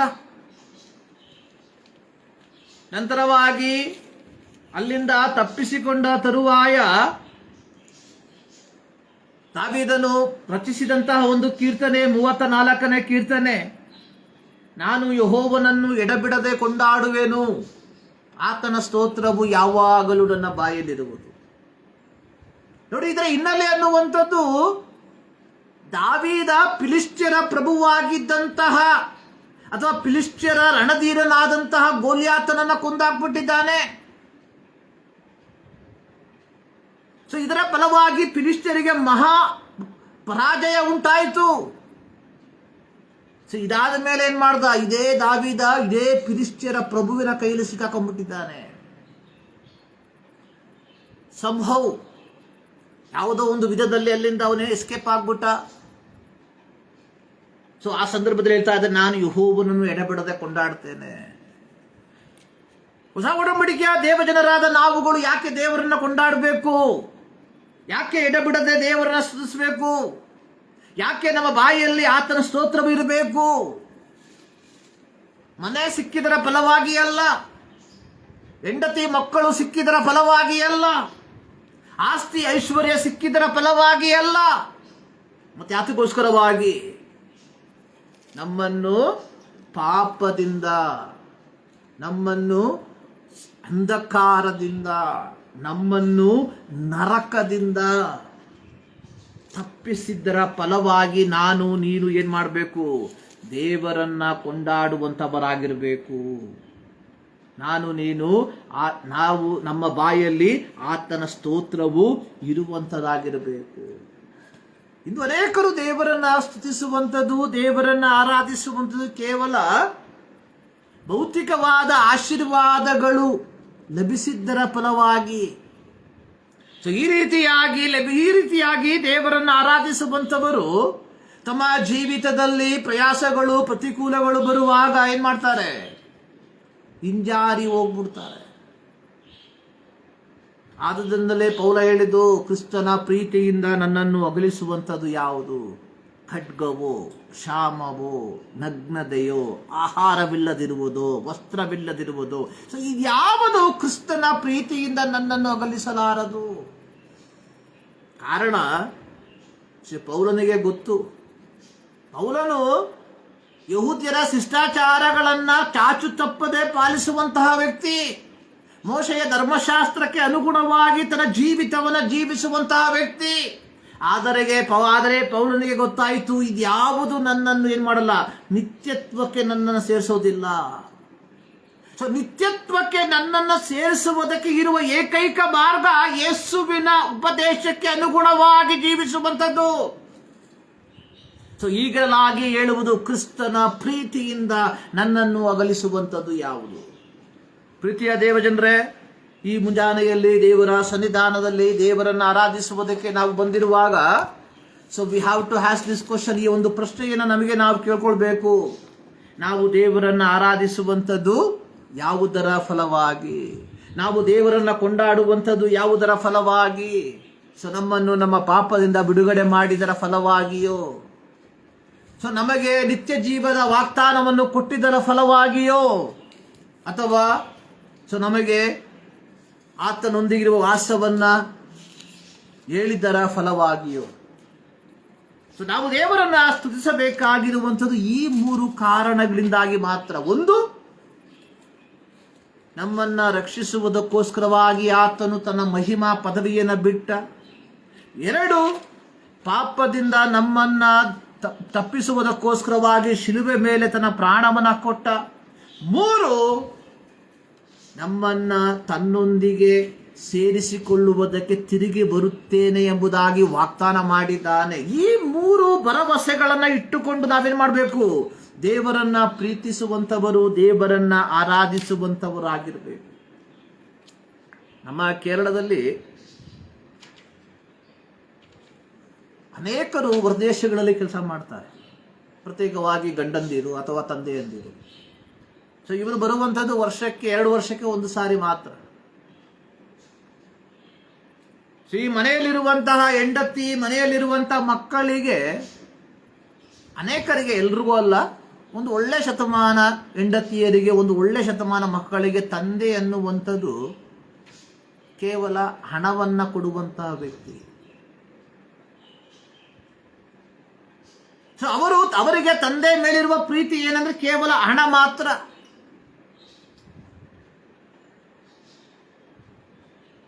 ಒಮ್ಮೆ ಒಬ್ಬ ತಂದೆ ಬಂದು ತನ್ನ ಮಕ್ಕಳಿಗೆ ಅವರೇನೋ ಗಲಾಟೆ ಮಾಡಿದಾಗ ಹೊಡೆದ. ಆಗ ಮಗನೋ ಮಗಳು ಹೇಳ್ದಂತೆ, ವೇಟ್ ಮಾಡಾಗ ಎಷ್ಟು ದಿನ, ಇನ್ನೊಂದು 20 ದಿನ ಇರ್ತಾರೆ, ಯಪ್ಪ ಹೋಗ್ಬಿಡ್ತಾನೆ. ಪ್ರಿಯರೇ, ನಾವು ದೇವರನ್ನು ಈ ರೀತಿಯಾಗಿ ಪ್ರೀತಿಸುವಂಥವರಾಗಿದ್ದೇವ? ಕೇವಲ ಲಾಭಕ್ಕೋಸ್ಕರವಾಗಿ. ಸೊ ಇಂತಹ ಪ್ರೀತಿ ನಮ್ಮಲ್ಲಿದ್ದರೆ, ಸೊ ನಮ್ಮನ್ನು ದೇವರ ಮಕ್ಕಳೆಂಬುದಾಗಿ ಕರೆಸಿಕೊಳ್ಳುವುದಕ್ಕೆ ನಾವು ಯೋಗ್ಯರಲ್ಲ ಎಂಬುದನ್ನು ಪ್ರಾರಂಭದಲ್ಲಿ ಅರ್ಥ ಮಾಡಿಕೊಳ್ಳ್ರಿ. ನಾವು ದೇವರನ್ನು ಸ್ತುತಿಸಬೇಕಾಗಿರುವಂಥದ್ದು ಯಾತಕ್ಕೋಸ್ಕರವಾಗಿ ಆತನು ನಮ್ಮನ್ನು ನಮ್ಮ ಪಾಪಗಳಿಂದ ವಿಮೋಚಿಸಿದ್ದರ ಫಲವಾಗಿ. ಪ್ರೀತಿಯ ದೇವಜನರೇ, ಈ ಮುಂಜಾನೆಯಲ್ಲಿ ಮತ್ತೊಂದು ಆವರ್ತಿ ದೇವರ ಸನ್ನಿಧಾನದಲ್ಲಿ ದೇವರನ್ನು ಆರಾಧಿಸುವುದಕ್ಕೆ ನಾವು ಸೇರಿ ಬಂದಿದ್ದೇವೆ. ಪ್ರಾರಂಭದಲ್ಲಿ ಕೀರ್ತನೆಯ ಕೆಲವು ಭಾಗಗಳನ್ನು ನಾವು ಓದಿಕೊಳ್ಳುವ. 96ನೇ ಕೀರ್ತನೆ, ಅದರ ಎಲ್ಲ ವಾಕ್ಯಗಳನ್ನೆಲ್ಲ 1 ರಿಂದ 6 ವಾಕ್ಯಗಳನ್ನು ಪ್ರಾರಂಭದಲ್ಲಿ ಓದಿಕೊಳ್ಳುವ. ಯೆಹೋವನಿಗೆ ಹೊಸ ಕೀರ್ತನೆಯನ್ನು ಹಾಡಿರಿ, ಎಲ್ಲ ಭೂನಿವಾಸಿಗಳೇ ಯೆಹೋವನಿಗೆ ಹಾಡಿರಿ. ಯೆಹೋವನಿಗೆ ಹಾಡಿರಿ, ಆತನ ನಾಮವನ್ನು ಕೊಂಡಾಡಿರಿ, ಆತನ ರಕ್ಷಣೆಯನ್ನು ಪ್ರತಿನಿತ್ಯವೂ ಸಾರಿ ಹೇಳಿರಿ. ಜನಾಂಗಗಳಲ್ಲಿ ಆತನ ಘನತೆಯನ್ನು, ಎಲ್ಲ ಜನರಲ್ಲಿ ಆತನ ಅದ್ಭುತ ಕೃತ್ಯಗಳನ್ನು ಪ್ರಸಿದ್ಧಪಡಿಸಿರಿ. ಯೆಹೋವನು ದೊಡ್ಡವನು, ಬಹಳವಾಗಿ ಸ್ತುತ್ಯನೂ ಆಗಿದ್ದಾನೆ. ಎಲ್ಲ ದೇವರುಗಳಲ್ಲಿ ಆತನೇ ಭಯಂಕರನು. ಜನಾಂಗಗಳ ದೇವತೆಗಳೆಲ್ಲ ಬೊಂಬೆಗಳೇ, ಯೆಹೋವನಾದರೂ ಗಗನಮಂಡಲವನ್ನು ನಿರ್ಮಿಸಿದನು. ಆತನ ಸಾನ್ನಿಧ್ಯದಲ್ಲಿ ಮಾನ ಮಹಿಮೆಗಳು, ಆತನ ಪವಿತ್ರಾಲಯದಲ್ಲಿ ಬಲ ಸೌಂದರ್ಯಗಳು ಇರುತ್ತವೆ. 8ನೇ ವಾಕ್ಯ, ಯೆಹೋವನ ನಾಮಕ್ಕೆ ಯೋಗ್ಯವಾದ ಘನವನ್ನು ಸಲ್ಲಿಸಿರಿ, ಕಾಣಿಕೆಯೊಡನೆ ಆತನ ಅಂಗಳಗಳಿಗೆ ಬನ್ನಿರಿ. 9ನೇ ವಾಕ್ಯ, ಪರಿಶುದ್ಧತ್ವವೆಂಬ ಭೂಷಣದೊಡನೆ ಯೆಹೋವನಿಗೆ ನಮಸ್ಕರಿಸಿರಿ, ಎಲ್ಲ ಭೂನಿವಾಸಿಗಳೇ ಆತನ ಮುಂದೆ ನಡೆಗಿರಿ. 2-3 ವಾಕ್ಯ, ಯೆಹೋವನಿಗೆ ಹಾಡಿರಿ, ಆತನ ನಾಮವನ್ನು ಕೊಂಡಾಡಿರಿ, ಆತನ ರಕ್ಷಣೆಯನ್ನು ಪ್ರತಿನಿತ್ಯವೂ ಸಾರಿ ಹೇಳಿರಿ. ಜನಾಂಗಗಳಲ್ಲಿ ಆತನ ಘನತೆಯನ್ನು, ಎಲ್ಲ ಜನರಲ್ಲಿ ಆತನ ಅದ್ಭುತ ಕೃತ್ಯಗಳನ್ನು ಪ್ರಸಿದ್ಧಪಡಿಸಿರಿ. ಇದು ದಾವೀದನ ಒಂದು ಕೀರ್ತನೆ. ಈ ಕೀರ್ತನೆಯ ಮೇಲ್ಭಾಗದಲ್ಲಿ ಬರೆಯಲ್ಪಟ್ಟಿರುವಂಥದ್ದು ಜಗತ್ಪ್ರಭುವಾದ ಯೆಹೋವನ ಆಗಮನ. ಜಗತ್ಪ್ರಭುವಾದ ಯೆಹೋವನ ಆಗಮನದ ಕುರಿತಾಗಿ ರಚಿಸಿರುವಂತಹ ಒಂದು ಕೀರ್ತನೆ. ಇಲ್ಲಿ ಕೀರ್ತನೆಗಾರನು ಹೇಳುವಂಥದ್ದು ಜನಾಂಗಗಳಲ್ಲಿ ಆತನ ಘನತೆಯನ್ನು, ಎಲ್ಲ ಜನರಲ್ಲಿ ಆತನ ಅದ್ಭುತ ಕೃತ್ಯಗಳನ್ನು ಪ್ರಸಿದ್ಧಪಡಿಸಿದರು. ಇಸ್ರಾಯೇಲ್ಯರು ದೇವರನ್ನು ಆರಾಧಿಸುವುದಕ್ಕಾಗಿ ಈ ಒಂದು ಕೀರ್ತನೆಗಳನ್ನು ಉಪಯೋಗಿಸುವಂಥವರಾಗಿದ್ದರು. ಈ ಒಂದು ಕೀರ್ತನೆಯ ಮೂಲಕವಾಗಿ ಕೀರ್ತನೆಗಾರನು ದೇವರ ಸ್ವಕೀಯ ಪ್ರಜೆಗಳಾದ ಇಸ್ರಾಯೇಲ್ಯರಿಗೆ ಪ್ರಬೋಧಿಸುವಂಥದ್ದು ಯೆಹೋವನ ಘನತೆಯನ್ನ, ಯೆಹೋವನ ಅದ್ಭುತ ಕೃತ್ಯಗಳನ್ನು ನೀವೇನ್ ಮಾಡಬೇಕು? ಪ್ರಸಿದ್ಧಪಡಿಸಬೇಕು. ಏನು ಯೆಹೋವನು ಇವರಿಗೋಸ್ಕರವಾಗಿ ಮಾಡಿದಂಥ ಅದ್ಭುತ ನೋಡಿ. ಯಾಕೋಬನ ಮಕ್ಕಳು ಏನು ಮಾಡಿದ್ರು? ಯೋಸೇಫನನ್ನ ದಾಸನನ್ನಾಗಿ ಮಾರ್ಬಿಟ್ರು ಇಸ್ಮಾಯೇಲಿಯರಿಗೆ. ಇಸ್ಮಾಯೇಲಿಯರು ಇವನನ್ನ ಕರ್ಕೊಂಡು ಹೋಗ್ಬಿಟ್ಟು ಐಗುಪ್ತ ದೇಶದಲ್ಲಿ ಮಾರ್ಬಿಟ್ರು. ನಂತರವಾಗಿ ಈ ಯೋಸೇಫ ಐಗುಪ್ತ ದೇಶದ ಪ್ರಧಾನಮಂತ್ರಿಯಾಗಿ ಮಾರ್ಪಟ್ಟ. ದೇಶದಲ್ಲಿ ಬರಗಾಲ. ಯೋಸೇಫನ ಸಹೋದರರು ಆಹಾರವನ್ನು ಹುಡುಕಿಕೊಂಡು ಎಲ್ಲಿ ಬರ್ತಾ ಇದ್ದಾರೆ? ಐಗುಪ್ತ ದೇಶಕ್ಕೆ ಬರ್ತಾ ಇದ್ದಾರೆ. ಈ ಚರಿತ್ರೆ ನಮಗೆ ತಿಳಿದಿರುವಂಥದ್ದು. ನಂತರವಾಗಿ ಯೋಸೇಫ ಏನ್ ಮಾಡ್ದ? ತನ್ನ ತಂದೆಯನ್ನ, ಅವರ ಕುಟುಂಬವನ್ನು ಏನ್ ಮಾಡ್ದ? ಐಗುಪ್ತ ದೇಶಕ್ಕೆ ಶಿಫ್ಟ್ ಮಾಡ್ದ. ಆರಂಭದಲ್ಲಿ ಎಲ್ಲ ಚೆನ್ನಾಗಿತ್ತು. ಅದಾದ ಮೇಲೆ ಇಸ್ರಾಯೇಲಿಯರು ಬಂದಂಥದ್ದು ಕೇವಲ 72 ಜನ. ವರ್ಷಗಳು ದಾಟ್ತಾ ಇದ್ದಂಗೆ ಇಸ್ರಾಯೇಲಿಯರು ಸಂಖ್ಯೆಯಲ್ಲಿ ಹೆಚ್ಚೆಚ್ಚಾದರು. ಹೀಗಿರುವಾಗ ಐಗುಪ್ತದ ಅರಸನಾದ ಫರೋಹನಿಗೆ ಹೆದರಿಕೆ ಆಯಿತು. ಏನಾದರೂ ಯುದ್ಧ ಸಂಭವಿಸಿಬಿಟ್ರೆ ಇಸ್ರಾಯೇಲ್ ಏನ್ ಮಾಡ್ತಾರೆ? ನಮಗೆ ವಿರೋಧವಾಗಿ ಯುದ್ಧ ಮಾಡಿಬಿಡ್ತಾರೆ, ನಮ್ಮ ವೈರಿಗಳೊಂದಿಗೆ ಸೇರಿ ನಮ್ಮನ್ನು ಸೋಲಿಸ್ಬಿಡ್ತಾರೆ. ಇವರನ್ನ ಏನ್ ಮಾಡಬೇಕು? ಕುಂಟಿಸ್ಬೇಕು ಎಂಬುದಾಗಿ ತೀರ್ಮಾನ ಮಾಡಿ ಇವರನ್ನ ಬಿಟ್ಟಿ ಕೆಲಸಕ್ಕೆ ಹಟ್ಟುಬಿಟ್ಟ. ನಂತರವಾಗಿ ದೇವರೇನ್ ಮಾಡ್ದ? ಇಸ್ರಾಯೇಲ್ ಮಕ್ಕಳನ್ನ ಮೋಶೆಯ ನಾಯಕತ್ವದಲ್ಲಿ ಐಗುಪ್ತದಿಂದ ಹೊರಗೆ ಬರಮಾಡ್ತಾ ಇದ್ದಾನೆ. ವಿಮೋಚನಾ ಕಾಂಡ ಪುಸ್ತಕವನ್ನ ಕಲಿಯುವಂತಹ ಸಂದರ್ಭದಲ್ಲಿ ದೇವರು ನಡೆಸಿದಂತಹ ಅದ್ಭುತ ಕಾರ್ಯಗಳ ಕುರಿತಾಗಿ ಬಹಳ ಸ್ಪಷ್ಟವಾಗಿ ಬರೆದಿರುವಂಥದ್ದನ್ನು ನಾವು ನೋಡುತ್ತೇವೆ. ಪ್ರತ್ಯೇಕವಾಗಿ ವಿಮೋಚನಾಕಾಂಡ 5ನೇ ಅಧ್ಯಾಯದಿಂದ 12ನೇ ಅಧ್ಯಾಯದ ತನಕ ದೇವರು ಮಾಡಿದಂತಹ ಅದ್ಭುತ ಕಾರ್ಯಗಳ ಕುರಿತಾಗಿ, ದೇವರು ಐಗುಪ್ತ ದೇಶದವರನ್ನ ಬಾಧಿಸಿದಂತಹ ವಿಧಾನಗಳ ಕುರಿತಾಗಿ ನಾವು ನೋಡುತ್ತೇವೆ.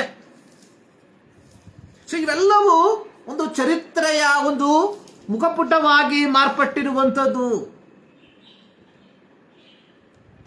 ಇಲ್ಲಿ ಕೀರ್ತನೆಗಾರನು ಹೇಳುವಂಥದ್ದು, ಸೊ ದೇವರು ನಿಮ್ಮ ಜೀವಿತದಲ್ಲಿ ಮಾಡಿದಂತಹ ಅದ್ಭುತ ಕೃತ್ಯಗಳನ್ನು ಏನು ಮಾಡಬೇಕು? ಪ್ರಸಿದ್ಧಪಡಿಸಬೇಕು ಜನಾಂಗದ ಮಧ್ಯದಲ್ಲಿ. ಯೇಸು ಕ್ರಿಸ್ತನ ಮೂಲಕವಾಗಿ ರಕ್ಷಣೆಯನ್ನ ಹೊಂದಿಕೊಂಡಿರುವ ದೇವರ ಮಕ್ಕಳು ನಾವೇನ್ ಮಾಡಬೇಕು? ದೇವರ ಪ್ರೀತಿಯನ್ನ ಏನ್ ಮಾಡಬೇಕು? ಪ್ರಸಿದ್ಧಪಡಿಸುವಂತವರಾಗಿರ್ಬೇಕು. ಇವತ್ತು ನಾವು ಧ್ಯಾನ ಮಾಡುವಂತಹ ಶೀರ್ಷಿಕೆ ಎನ್ನುವಂಥದ್ದು proclaiming the good news by every means possible. ಸುವಾರ್ತೆಯನ್ನು ಸಾರುವುದು ಸಾಧ್ಯವಿರುವ ಎಲ್ಲ ವಿಧಾನಗಳ ಮೂಲಕವಾಗಿ. ಪ್ರಿಯರೇ, ಕಳೆದ ಕೆಲವು ವಾರಗಳಿಂದ ನಾವು ಪುನರುತ್ಥಾನ ಹೊಂದಿದ ಯೇಸು ಸ್ವಾಮಿ ತನ್ನ ಶಿಷ್ಯರಿಗೆ ಕಾಣಿಸಿಕೊಂಡಂಥದ್ದನ್ನು, ಶಿಷ್ಯರೊಂದಿಗೆ ಸಹ ಪ್ರಯಾಣಿಕನಾಗಿ ಸಂಚರಿಸಿದಂಥದ್ದನ್ನು, ಸೊ ನಾವುಗಳು ಸಹ ಕ್ರಿಸ್ತನೊಂದಿಗೆ ನಿಕಟವಾದ ಪ್ರೀತಿಯ ಪ್ರಯಾಣದಲ್ಲಿ ಆಗಿರಬೇಕು ಎಂಬ ವಿಚಾರಗಳನ್ನು ಕಲಿತುಕೊಂಡು ಬಂದಿದ್ದೇವೆ. ಸೊ ಈ ವಾರದಲ್ಲಿ ಈ ಯೇಸು ಕ್ರಿಸ್ತರು ನಮಗೆ ಕೊಟ್ಟಿರುವಂತಹ ಒಂದು ದೌತ್ಯ, ಗ್ರೇಟ್ ಕಮಿಷನ್, ಶ್ರೇಷ್ಠವಾದ ಆಯೋಗ. ಆ ಆಯೋಗ ಏನೆಂಬುದಾಗಿ ನಾವು ನೋಡುವಂತಹ ಸಂದರ್ಭದಲ್ಲಿ ಮತ್ತಾಯನ ಬರೆದ ಸುವಾರ್ತೆ 28ನೇ ಅಧ್ಯಾಯದಲ್ಲಿ ಅದರ 16ರಿಂದ 20 ವಾಕ್ಯ, ಅದೇ ರೀತಿ ಮಾರ್ಕನ ಬರೆದ ಸುವಾರ್ತೆ 16ನೇ ಅಧ್ಯಾಯದ 14ರಿಂದ 20 ವಾಕ್ಯಗಳಲ್ಲಿ ನಾವು ನೋಡುವಂತವರಾಗಿದ್ದೇವೆ. ಮಾರ್ಕನ ಬರೆದ ಸುವಾರ್ತೆ 16ನೇ ಅಧ್ಯಾಯದಲ್ಲಿ ನಾವು ನೋಡುವಂಥದ್ದು, ಯೇಸು ತನ್ನ ಶಿಷ್ಯರಿಗೆ ಹೇಳಿದ್ದು, ನೀವು ಲೋಕದ ಎಲ್ಲ ಕಡೆಗೆ ಹೋಗಿ ಜಗತ್ತಿಗೆಲ್ಲ ಸುವಾರ್ತೆಯನ್ನು ಸಾರಿರಿ. Go and proclaim the good news. ನೋಡಿ, ಕೀರ್ತನೆಗಾರನು ಇಸ್ರಾಯೇಲ್ ಮಕ್ಕಳಿಗೆ ಹೇಳುವಂಥದ್ದು, ಯೆಹೋವನ ಅದ್ಭುತ ಕೃತ್ಯಗಳನ್ನು ನೀವೇನ್ ಮಾಡಬೇಕು? ಪ್ರಕಟಿಸುವಂತವರಾಗಿರಬೇಕು, ತಿಳಿಸುವಂತವರಾಗಿರಬೇಕು. ಯಾತಕ್ಕೋಸ್ಕರವಾಗಿ? ಆತನ ಘನತೆಗೋಸ್ಕರವಾಗಿ. ಸೊ ದೇವರನ್ನ ಕೊಂಡಾಡುವುದು ಅಂದರೆ, ದೇವರನ್ನ ಸ್ತುತಿಸುವುದು ಅಂದರೆ, ದೇವರು ನಮಗಾಗಿ ಮಾಡಿದ್ದಂಥದ್ದನ್ನ ತಿಳಿಸುವಂಥದ್ದು. ಸೊ ನಮಗಾಗಿ ಎಂಬುದಾಗಿ ನಾನು ಹೇಳುವಾಗ ನಮ್ಮ ವೈಯಕ್ತಿಕ ಜೀವಿತಕ್ಕಾಗಿ ಎಂಬುದಾಗಿ ಅಲ್ಲ. ಅನೇಕರು ನೆನೆಸುವಂಥದ್ದು ನಮ್ಮ ವೈಯಕ್ತಿಕ ಜೀವಿತಕ್ಕಾಗಿ ಅಥವಾ ಭೌತಿಕಕ್ಕಾಗಿ ಏನು ಮಾಡಿದ್ದಾನೆ ಎಂಬ ವಿಚಾರಗಳನ್ನ. ಆದರೆ ಪ್ರಿಯರೇ, ನಾವು ದೇವರ ಘನತೆಯನ್ನ ಸುಡಿಸುವಂಥದ್ದು ಅಂದ್ರೆ, ದೇವರು ನಮ್ಮ ಆಧ್ಯಾತ್ಮಿಕ ಜೀವಿತಕ್ಕೆ ಮಾಡಿದ ಕಾರ್ಯಗಳನ್ನು ನೆನೆಸಿ ನಾವೇನ್ ಮಾಡಬೇಕು? ದೇವರನ್ನ ಸ್ತುತಿಸುವಂತವರಾಗಿರಬೇಕು. ಅಪೊಸ್ತಲನಾದ ಪೌಲನು ಎಫೆಸ ಸಭೆಗೆ ಪತ್ರಿಕೆಯನ್ನು ಬರೆಯುವಂತಹ ಸಂದರ್ಭದಲ್ಲಿ ಅಲ್ಲಿ ಹೇಳಿರುವಂತಹ ಒಂದು ಮಾತು, ನೀವು ಕೃಪೆಯಿಂದಲೇ ರಕ್ಷಣೆ ಹೊಂದಿದ್ದೀರಿ. ನೀವು ಕೃಪೆಯಿಂದ ರಕ್ಷಣೆ ಹೊಂದಿದ್ದೀರಿ. ಸೊ ಹೀಗಿರಲಾಗಿ ಕೃಪೆಯಿಂದ ರಕ್ಷಣೆಯನ್ನ ಹೊಂದಿಕೊಂಡಿರುವ ನಾವುಗಳು ಏನ್ ಮಾಡಬೇಕು? ನಾವು ಹೊಂದಿಕೊಂಡ ರಕ್ಷಣೆಯನ್ನ ನಾವೇನ್ ಮಾಡಬೇಕು? ಪ್ರತಿನಿತ್ಯವೂ ಸಾರಿ ಹೇಳುವಂತವರಾಗಿರಬೇಕು. ಕೀರ್ತನೆ 34ರಲ್ಲಿ ನಾವು ನೋಡಿದ ರೀತಿಯಲ್ಲಿ ಅಲ್ಲಿ ದಾವೀದನು ಆಡಿರುವಂಥದ್ದು, ನಾನು ಯೆಹೋವನನ್ನು ಎಡೆಬಿಡದೆ ಕೊಂಡಾಡುವೆನು, ಆತನ ಸ್ತೋತ್ರವು ಯಾವಾಗಲೂ ನನ್ನ ಬಾಯಿಯಲ್ಲಿರ್ತದೆ. ಯಾವಾಗಲೂ ನನ್ನ ಬಾಯಲ್ಲಿ ಅಂದ್ರೆ, ನಾವು ಹೊಂದಿಕೊಂಡ ರಕ್ಷಣೆಯ ಕುರಿತಾಗಿ ನಾವೇನ್ ಮಾಡಬೇಕು? ತಿಳಿಸುವಂತವರಾಗಿರಬೇಕು. ಇದೇ 34ನೇ ಕೀರ್ತನೆಯಲ್ಲಿ ಬರೆದಿರುವಂಥದ್ದು 8ನೇ ವಾಕ್ಯದಲ್ಲಿ, ಯೆಹೋವನು ಸರ್ವೋತ್ತಮನೆಂದು ಅನುಭವದಿಂದ ತಿಳಿದುಕೊಳ್ಳಿರಿ. ಸೊ ನಾವು ಯೆಹೋವನು ಸರ್ವೋತ್ತಮನೆಂದು ಅನುಭವದಿಂದ ತಿಳಿದುಕೊಂಡವರಾಗಿದ್ದೇವೆ. ಸೊ ಹೀಗಿರಲಾಗಿ ನಾವು ದೇವರ ಪ್ರೀತಿಯನ್ನ, ಕೃಪೆಯಿಂದ ಹೊಂದಿಕೊಂಡಂತಹ ರಕ್ಷಣೆಯನ್ನ ಇತರರಿಗೆ ಸಾರುವುದಕ್ಕೆ ನಾವು ಬಾಧ್ಯಸ್ಥರಾಗಿದ್ದೇವೆ ಎಂಬುದನ್ನು ನಾವುಗಳು ಮರಿಬಾರದು. ಕ್ರೈಸ್ತತ್ವ ಅನ್ನುವಂಥದ್ದು ಕೇವಲ ಒಂದು ಪಂಗಡವಲ್ಲ. ಕ್ರೈಸ್ತತ್ವ ಅನ್ನುವಂಥದ್ದು ಒಂದು ಧರ್ಮವಲ್ಲ. ಕ್ರೈಸ್ತತ್ವ ಅನ್ನುವಂಥದ್ದು ಒಂದು ಜಾತಿಯಲ್ಲ. ಕ್ರೈಸ್ತತ್ವ ಅನ್ನುವಂಥದ್ದು ಮನುಕುಲಕ್ಕೆ ದೇವರು ತೋರಿಸಿದ ಪ್ರೀತಿಯ ಸಂಕೇತವಾಗಿದೆ. God so love the world. ದೇವರು ಲೋಕದ ಮೇಲೆ ಎಷ್ಟೋ ಪ್ರೀತಿಯನ್ನಿಟ್ಟ. ಅದು ಕ್ರೈಸ್ತತ್ವ. ಅಪೊಸ್ತಲರ ಕೃತ್ಯ 11ನೇ ಅಧ್ಯಾಯವನ್ನು ನಾವು ಕಲಿಯುವಂತಹ ಸಂದರ್ಭದಲ್ಲಿ ಅಲ್ಲಿ ಬರೆಯಲ್ಪಟ್ಟಿರುವಂಥದ್ದು ಅಂತಿಯೋಕ್ಯದಲ್ಲಿ ಮೊದಲು ಕ್ರಿಸ್ತನ ಹಿಂಬಾಲಕರಿಗೆ ಕ್ರೈಸ್ತರು ಎಂಬುದಾಗಿ ಹೆಸರು ಬಂತು ಎಂಬುದಾಗಿ 11ನೇ ಅಧ್ಯಾಯದ 26ನೇ ವಾಕ್ಯ ಅಲ್ಲಿ ನಾವು ನೋಡುವಂಥದ್ದು. ಅಲ್ಲಿ ಪೇತ್ರನು ಏನ್ ಮಾಡ್ತಾ ಇದ್ದಾನೆ, ಅಲ್ಲಿ ಪೌಲ ಬಾರ್ನಬರು ಏನ್ ಮಾಡ್ತಾ ಇದ್ದಾರೆ, ಅಂತಿಯೋಕ್ಯದಲ್ಲಿ ಬಂದು ದೇವರ ವಾಕ್ಯವನ್ನ 1 ವರ್ಷ ಸಾರಿದ್ರು. ಆಗ ಆ ದೇಶದಲ್ಲಿದ್ದಂತಹ ವ್ಯಕ್ತಿಗಳು ಮಾಡಿದ್ರು, ಶಿಷ್ಯರಿಗೆ ಕ್ರೈಸ್ತರೆಂದು ಹೆಸರನ್ನ ಕೊಟ್ಟರು. ಕ್ರೈಸ್ತರು ಅಂದ್ರೆ ಕ್ರಿಸ್ತನ ಬೋಧನೆಯನ್ನ ಸಾರುವಂತವರು, ಕ್ರಿಸ್ತನ ಬೋಧನೆಯನ್ನ ಅನುಸರಿಸುವಂತವರು, ಕ್ರಿಸ್ತನ ಬೋಧನೆಗೆ ಅನುಗುಣವಾಗಿ ತಮ್ಮ ಜೀವಿತವನ್ನ ಜೀವಿಸುವಂತವರು. ನಾವು ಕ್ರಿಸ್ತನ ಬೋಧನೆಗೆ ಅನುಗುಣವಾಗಿ ಜೀವಿಸುವಂತ ವ್ಯಕ್ತಿಗಳಾಗಿದ್ದೇವಾ? ಈ ಒಂದು ಪ್ರಶ್ನೆಯನ್ನ ನಮಗೆ ನಾವು ಕೇಳಿಕೊಳ್ಳಬೇಕಾಗಿರುವಂಥದ್ದು ಬಹಳ ಪ್ರಾಮುಖ್ಯವಾಗಿದೆ ಪ್ರಿಯರೇ. ಸುವಾರ್ತೆಯನ್ನ ಸಾರುವುದು ಸಾಧ್ಯವಿರುವ ಎಲ್ಲ ವಿಧಾನಗಳ ಮೂಲಕ, by every means possible, proclaiming the good news. ನೋಡಿ, 2 ಸಂದೇಶಗಳನ್ನ ಈ ಮುಂಜಾನೆಯಲ್ಲಿ ನಾನು ನಿಮ್ಮ ಮಧ್ಯದಲ್ಲಿ ಹಂಚಿಕೊಳ್ಳುವುದಕ್ಕೆ ಬಯಸ್ತೇನೆ. ಒಂದು, ಯೇಸು ಕ್ರಿಸ್ತನು ನಮಗೆ ಕೊಟ್ಟಿರುವಂತಹ ಒಂದು ದೌತ್ಯ ಅಥವಾ ಯೇಸು ಕ್ರಿಸ್ತನು ನಮಗೆ ವಹಿಸಿರುವಂತಹ ಒಂದು ಶ್ರೇಷ್ಠವಾದ ಆಯೋಗ ಅನ್ನುವಂಥದ್ದು ನಾವು ಮಾರ್ಕನ ಸುವಾರ್ತೆ 16ನೇ ಅಧ್ಯಾಯದ 15ನೇ ವಾಕ್ಯದಲ್ಲಿ ಓದಿದ ರೀತಿಯಲ್ಲಿ, ನೀವು ಲೋಕದ ಎಲ್ಲ ಕಡೆಗೆ ಹೋಗಿ ಜಗತ್ತಿಗೆಲ್ಲ ಏನ್ ಮಾಡಬೇಕು, ಸುವಾರ್ತೆಯನ್ನು ಸಾರಬೇಕು. ಪ್ರತಿ ಕ್ರೈಸ್ತರಿಗೆ ಅಥವಾ ಪ್ರತಿ ವಿಶ್ವಾಸಿಗಳಿಗೆ ದೇವರು ಕೊಟ್ಟಿರುವಂತಹ ಜವಾಬ್ದಾರಿ ಎನ್ನುವಂಥದ್ದು ಪ್ರೀಚ್ ದ ಗಾಸ್ಪಲ್. ಏನು ಸುವಾರ್ತೆ? What is gospel? ಸುವಾರ್ತೆ ಅನ್ನುವಂಥದ್ದು ಯೇಸು ಸ್ವಾಮಿ 5 ರೊಟ್ಟಿ 2 ಮೀನುಗಳನ್ನು 5,000 ಜನರಿಗೆ ಹಂಚಿಕೊಟ್ಟಂತಹ ಸಂಗತಿಗಳಲ್ಲ, ಕಥೆಗಳಲ್ಲ. ಸುವಾರ್ತೆ ಅನ್ನುವಂಥದ್ದು ಯೇಸು ಕುಷ್ಠರೋಗಿಯನ್ನು ವಾಸಿ ಮಾಡಿದಂತಹ ಅದ್ಭುತವಲ್ಲ. ಸುವಾರ್ತೆ ಎನ್ನುವಂಥದ್ದು ಯೇಸು ಐಹಿಕ ಸೇವೆಯ ಕಾಲದಲ್ಲಿ ಮಾಡಿದಂತಹ ಯಾವ ಸೂಚಕ ಕಾರ್ಯಗಳಲ್ಲ. ಇಂದು ಅನೇಕರಿಗೆ ಸುವಾರ್ತೆ ಅನ್ನುವಂಥದ್ದು ಯೇಸು ಐಹಿಕ ಸೇವೆಯಲ್ಲಿ ಮಾಡಿದಂತಹ ಏನು ಕೆಲವು ಅದ್ಭುತಗಳು ಮಾತ್ರ. Then what is gospel? ಸುವಾರ್ತೆ ಏನಾಗಿದೆ ನೋಡಿ. ಪಂಚಾಶತಮ ದಿನದ ನಂತರವಾಗಿ ಪವಿತ್ರಾತ್ಮ ಭರಿತರಾದಂತಹ ಶಿಷ್ಯರು ಪಂಚಾಶತಮ ದಿನದಲ್ಲಿ ಪೇತ್ರ ಏನ್ ಮಾಡ್ದ, ಒಂದು ಪ್ರಸಂಗವನ್ನ ಮಾಡ್ದ. ಆ ಪೇತ್ರನ ಪ್ರಸಂಗವನ್ನ ಕೇಳಿಸಿಕೊಂಡಂತಹ ಜನರು ತಮ್ಮ ಜೀವಿತದಲ್ಲಿ ತಾವು ಪಾಪಿಗಳೆಂಬುದಾಗಿ ಮನಗಂಡು ತಮ್ಮ ಪಾಪಗಳನ್ನು ಒಪ್ಪಿಕೊಂಡು ಏನ್ ಮಾಡಿದ್ರು, ದೀಕ್ಷಾಸ್ಥಾನವನ್ನು ತೆಗೆದುಕೊಂಡು ಅವರೊಟ್ಟಿಗೆ ಸೇರಿದ್ರು. ಸೊ ನಂತರವಾಗಿ ಪೇತ್ರನು ಹೇಳ್ತಾ ಇದ್ದಾರೆ, ಏನು ವಾಟ್ ಇಸ್ ಗಾಸ್ಪಲ್, ಸುವಾರ್ತೆ ಏನೆಂಬುದಾಗಿ ಪೇತ್ರನು ಇಲ್ಲಿ ವಿವರಿಸಿರುವಂತದ್ದು ಅಪೊಸ್ತಲರ ಕೃತ್ಯ 4ನೇ ಅಧ್ಯಾಯದ 12ನೇ ವಾಕ್ಯ.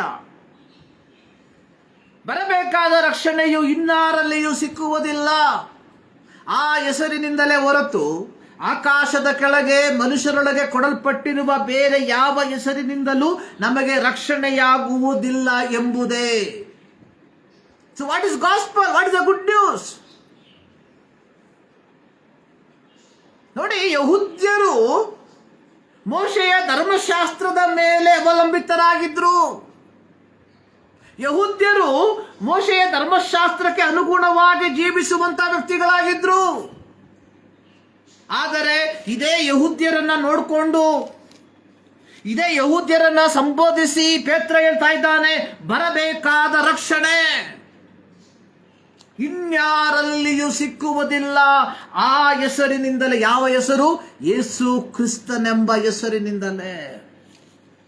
ನೋಡಿ, ಪಂಚಾಶತಮ ದಿನದಲ್ಲಿ ಪೇತ್ರನು ಪ್ರಸಂಗ ಮಾಡಿದಾಗ ಕೇಳಿದಂತಹ ಜನ ಒಂದು ಪ್ರಶ್ನೆ ಕೇಳಿದ್ರು. 2ನೇ ಅಧ್ಯಾಯದ 37ನೇ ವಾಕ್ಯದಲ್ಲಿ ಇದನ್ನು ಅವರು ಕೇಳಿ, ಯಾವುದನ್ನ?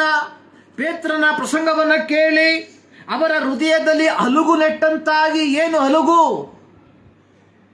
ಅವರ ಹೃದಯದಲ್ಲಿ ಏನಾಗ್ತಿದೆ? ಚುಚ್ಚುತ್ತಾ ಇದೆ. ಅವ್ರು ಕೇಳ್ತಾ ಇದ್ದಾರೆ, ಸಹೋದರರೇ, ನಾವೇನು ಮಾಡಬೇಕು? What must we do?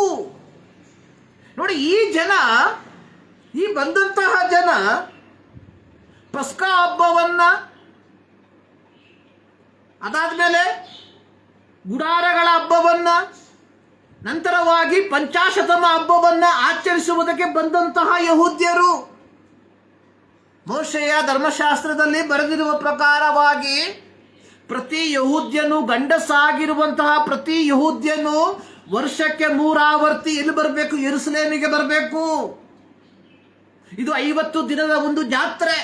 ಪಸ್ಕಾ ಹಬ್ಬದಿಂದ ಪ್ರಾರಂಭವಾಗಿ ಪಂಚಾಶತಮ ಹಬ್ಬದ ದಿನದ ತನಕ ನಡೆಯುವಂತಹ ಒಂದು ಜಾತ್ರೆ, 50 ದಿನದ ಜಾತ್ರೆ. ಅಂದ್ರೆ ಪ್ರತಿ ವರ್ಷದಲ್ಲಿ 365 ದಿನದಲ್ಲಿ 50 ದಿನ ಪ್ರತಿ ಯಹೂದ್ಯನು ಯೆರೂಸಲೇಮಿನಲ್ಲಿ ದೇವಾಲಯದಲ್ಲಿ ಬರಬೇಕು, ದೇವರನ್ನು ಆರಾಧಿಸುವುದಕ್ಕೆ. ಈ ರೀತಿಯಾಗಿ ಬಂದಂತಹ ಜನರಾಗಿದ್ದರು ಇವರು. ಆದರೆ ಈ ಒಂದು ಪ್ರತ್ಯೇಕವಾದ ಪಂಚಾಶತಮ ಸಂದರ್ಭದಲ್ಲಿ ಏನಾಯಿತು? ಪಸ್ಕಾ ಹಬ್ಬದ ಸಂದರ್ಭದಲ್ಲಿ ಏನಾಯಿತು? ಇದೇ ಯಹೂದ್ಯ ನಾಯಕರುಗಳು, ಧಾರ್ಮಿಕ ನಾಯಕರುಗಳು ಯೇಸುವನ್ನ ಶಿಲುಬೆಗೆ ಹಾಕಿದ್ರು. ಯೇಸು ಹೇಳಿದಂತೆಯೇ 3ನೇ ದಿನದಲ್ಲಿ ಆತನು ಪುನರುತ್ಥಾನ ಹೊಂದಿದ. ಯೇಸು ಹೇಳಿದಂತ 50ನೇ ದಿನದಲ್ಲಿ, ಪಂಚಾಶತಮ ದಿನದಲ್ಲಿ ತನ್ನ ಆತ್ಮನನ್ನ ಸುರಿಸ್ದ. ಅವರು ಪವಿತ್ರ ಆತ್ಮ ಭರಿತರಾಗಿ ಏನ್ ಮಾಡಿದ್ರು? ಅಲ್ಲಿಯ ತನಕ ಅಂಜಿ ಹೆದರಿಕೆಯಿಂದ ಅವಿತು ಕುಳಿತಿದ್ದಂತಹ ಅಪೊಸ್ತಲರು ಧೈರ್ಯದಿಂದ ಪ್ರಸಂಗಿಸುವುದಕ್ಕೆ ಪ್ರಾರಂಭ ಮಾಡಿದ್ರು. ಆ ಪ್ರಸಂಗವನ್ನ ಕೇಳಿಸಿಕೊಂಡಾಗ ಜನರ ಜೀವಿತದಲ್ಲಿ ಒಂದು ಬದಲಾವಣೆ. ಕೇವಲ ಧಾರ್ಮಿಕ ಆಚರಣೆಗಾಗಿ ಬಂದಂತಹ ಯಹೂದ್ಯರು ಪೇತ್ರನ ಪ್ರಸಂಗವನ್ನ ಕೇಳಿ ಅಪೊಸ್ತಲರಿಗೆ ಹೇಳುವಂಥದ್ದು, brother, what must we do? ನಾವೇನ್ ಮಾಡಬೇಕು? ಪೇತ್ರ ಹೇಳ್ತಾ ಇದ್ದಾನೆ, ನಿಮ್ಮ ಪಾಪಗಳು ಪರಿಹಾರವಾಗುವುದಕ್ಕಾಗಿ ನಿಮ್ಮಲ್ಲಿ ಪ್ರತಿಯೊಬ್ಬರು ದೇವರ ಕಡೆಗೆ ತಿರುಗಿಕೊಂಡು ಯೇಸು ಕ್ರಿಸ್ತನ ಹೆಸರಿನಲ್ಲಿ ದೀಕ್ಷಾಸ್ನಾನ ಮಾಡಿಸ್ಕೊಳ್ಬೇಕು. ಅಂದ್ರೆ ಬರಬೇಕಾದ ರಕ್ಷಣೆ ಯೇಸು ಕ್ರಿಸ್ತನ ಹೆಸರಿನಿಂದಲೇ ಹೊರತು ಬೇರೆ ಯಾವ ಹೆಸರಿನಿಂದಲೂ ಸಾಧ್ಯವಿಲ್ಲ. ಸೊ ಪ್ರೀತಿಯ ದೇವಜನರೇ, ಈ ರೀತಿ ಕೃಪೆಯ ಮೂಲಕ, ಕೃಪೆಯಿಂದ ರಕ್ಷಣೆ ಹೊಂದಿದ್ದಂತಹ ದೇವಜನರಿಗೆ ದೇವರು ಕೊಟ್ಟಿರುವಂತಹ ಒಂದು ದೌತ್ಯ, go and preach the gospel. What is the gospel? ಏನು ಸುವಾರ್ತೆ? ಏನು? ಬರಬೇಕಾದ ರಕ್ಷಣೆ ಆ ಹೆಸರಿನಿಂದಲೇ. ಯಾವ ಹೆಸರು? ಯೇಸು ಕ್ರಿಸ್ತನ ಹೆಸರಿನಿಂದಲೇ. ಬೇರೆ ಯಾವ ಹೆಸರಿನಿಂದ ನಮಗೆ ರಕ್ಷಣೆ ಆಗುವುದಿಲ್ಲ. ಅಂದ್ರೆ ದೇವರು ನಮಗೆ ಕೊಟ್ಟಿರುವಂತಹ ದೌತ್ಯ ಯೇಸು ಮಾಡಿದ ಅದ್ಭುತಗಳ ಕುರಿತಾಗಿ ಪ್ರಸಂಗಿಸುವುದಕ್ಕೋಸ್ಕರವಾಗಿ ಅಲ್ಲ. ನೋಡಿ, ಅಪೊಸ್ತಲರ ಕೃತ್ಯದಿಂದ ಪ್ರಾರಂಭವಾಗಿ, ರೋಮ ಪತ್ರಿಕೆಯಿಂದ ಪ್ರಾರಂಭವಾಗಿ, ಯೂದನ ಪತ್ರಿಕೆಯ ತನಕ ಸುಮಾರು 14 ಪತ್ರಿಕೆಗಳನ್ನು ನಾವು ನೋಡ್ತೇವೆ. ಸೊ ಇಲ್ಲಿ ಯಾವ ಭಾಗದಲ್ಲಿಯೂ ಪೌಲನಾಗಲಿ, ಪೇತ್ರನಾಗಲಿ, ಯೋಹಾನನಾಗಲಿ, ಯಾಕೋಬನಾಗಲಿ, ಯೂದನಾಗಲಿ ಯೇಸು ಸ್ವಾಮಿ ಮಾಡಿದಂತಹ ಅದ್ಭುತಗಳ ಕುರಿತಾಗಿ ಎಲ್ಲೂ ಅವರು ಪ್ರಸ್ತಾಪಿಸಲಿಲ್ಲ. ಸೊ ಇದು ಕೇವಲ ಏನಾಗಿತ್ತು ನೋಡಿ, ಯೋಹಾನನ ಬರೆದ ಸುವಾರ್ತೆ ಅದರ 20ನೇ ಅಧ್ಯಾಯದಲ್ಲಿ ಬರೆಯಲ್ಪಟ್ಟಿರುವಂಥದ್ದು. ಅಲ್ಲಿ ಯೋಹಾನನ್ನು ಬರೆದಿರುವಂಥದ್ದು ಯೇಸು ಎಷ್ಟೋ ಸೂಚಕ ಕಾರ್ಯಗಳನ್ನು ತನ್ನ ಶಿಷ್ಯರ ಮುಂದೆ ಮಾಡಿದನು. ಯಾಕೆ? ಯೇಸು ದೇವಕುಮಾರನಾದ ಕ್ರಿಸ್ತನೆಂದು ನೀವು ನಂಬುವಂತೆ, ಆತನ ಹೆಸರಿನ ಮೂಲಕ ಜೀವವನ್ನು ಪಡಕೊಳ್ಳುವಂತೆ ಇವುಗಳನ್ನು ಮಾಡ್ದ ಅಷ್ಟೇ. ಅಂದ್ರೆ ಈ ಅದ್ಭುತಗಳನ್ನ ಪ್ರಸಂಗಿಸುವುದರ ಮೂಲಕ ನಮಗೆ ರಕ್ಷಣೆ ಆಗೋದಿಲ್ಲ.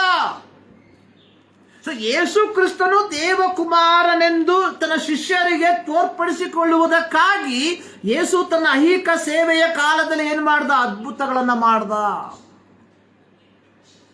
ಇಲ್ಲಿ ಪೇತ್ರ ಹೇಳ್ತಾ ಇದ್ದಾನೆ, ಸೊ ನಿಮಗೆ ರಕ್ಷಣೆ ಆಗಬೇಕಾದ್ರೆ ನೀವೇನ್ ಮಾಡಬೇಕು? ಈ ಯೇಸು ಕ್ರಿಸ್ತನಲ್ಲಿ ನಂಬಿಕೆ ಇಡಬೇಕು. ಯೇಸು ಕ್ರಿಸ್ತನು ಮಾಡಿದಂತಹ ಅದ್ಭುತಗಳನ್ನ ಮನನ ಮಾಡಿಕೊಳ್ಳುವುದರ ಮೂಲಕವಾಗಿ ರಕ್ಷಣೆ ಆಗೋದಿಲ್ಲ. ರಕ್ಷಣೆ ಆಗಬೇಕಾದ ಯೇಸು ಕ್ರಿಸ್ತನ ಮೂಲಕವಾಗಿ. ಪ್ರಿಯರೇ, ನಾವು ಸಾರುವಂತಹ ಸುವಾರ್ತೆ ಏನಾಗಿದೆ?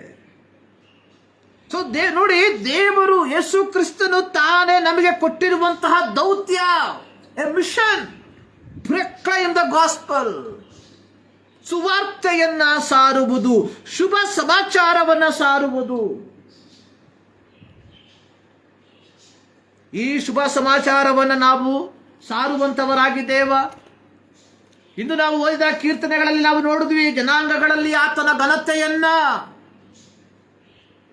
ಜನರಲ್ಲಿ ಆತನ ಅದ್ಭುತ ಕೃತ್ಯಗಳನ್ನ ಪ್ರಸಿದ್ಧಪಡಿಸಿರಿ.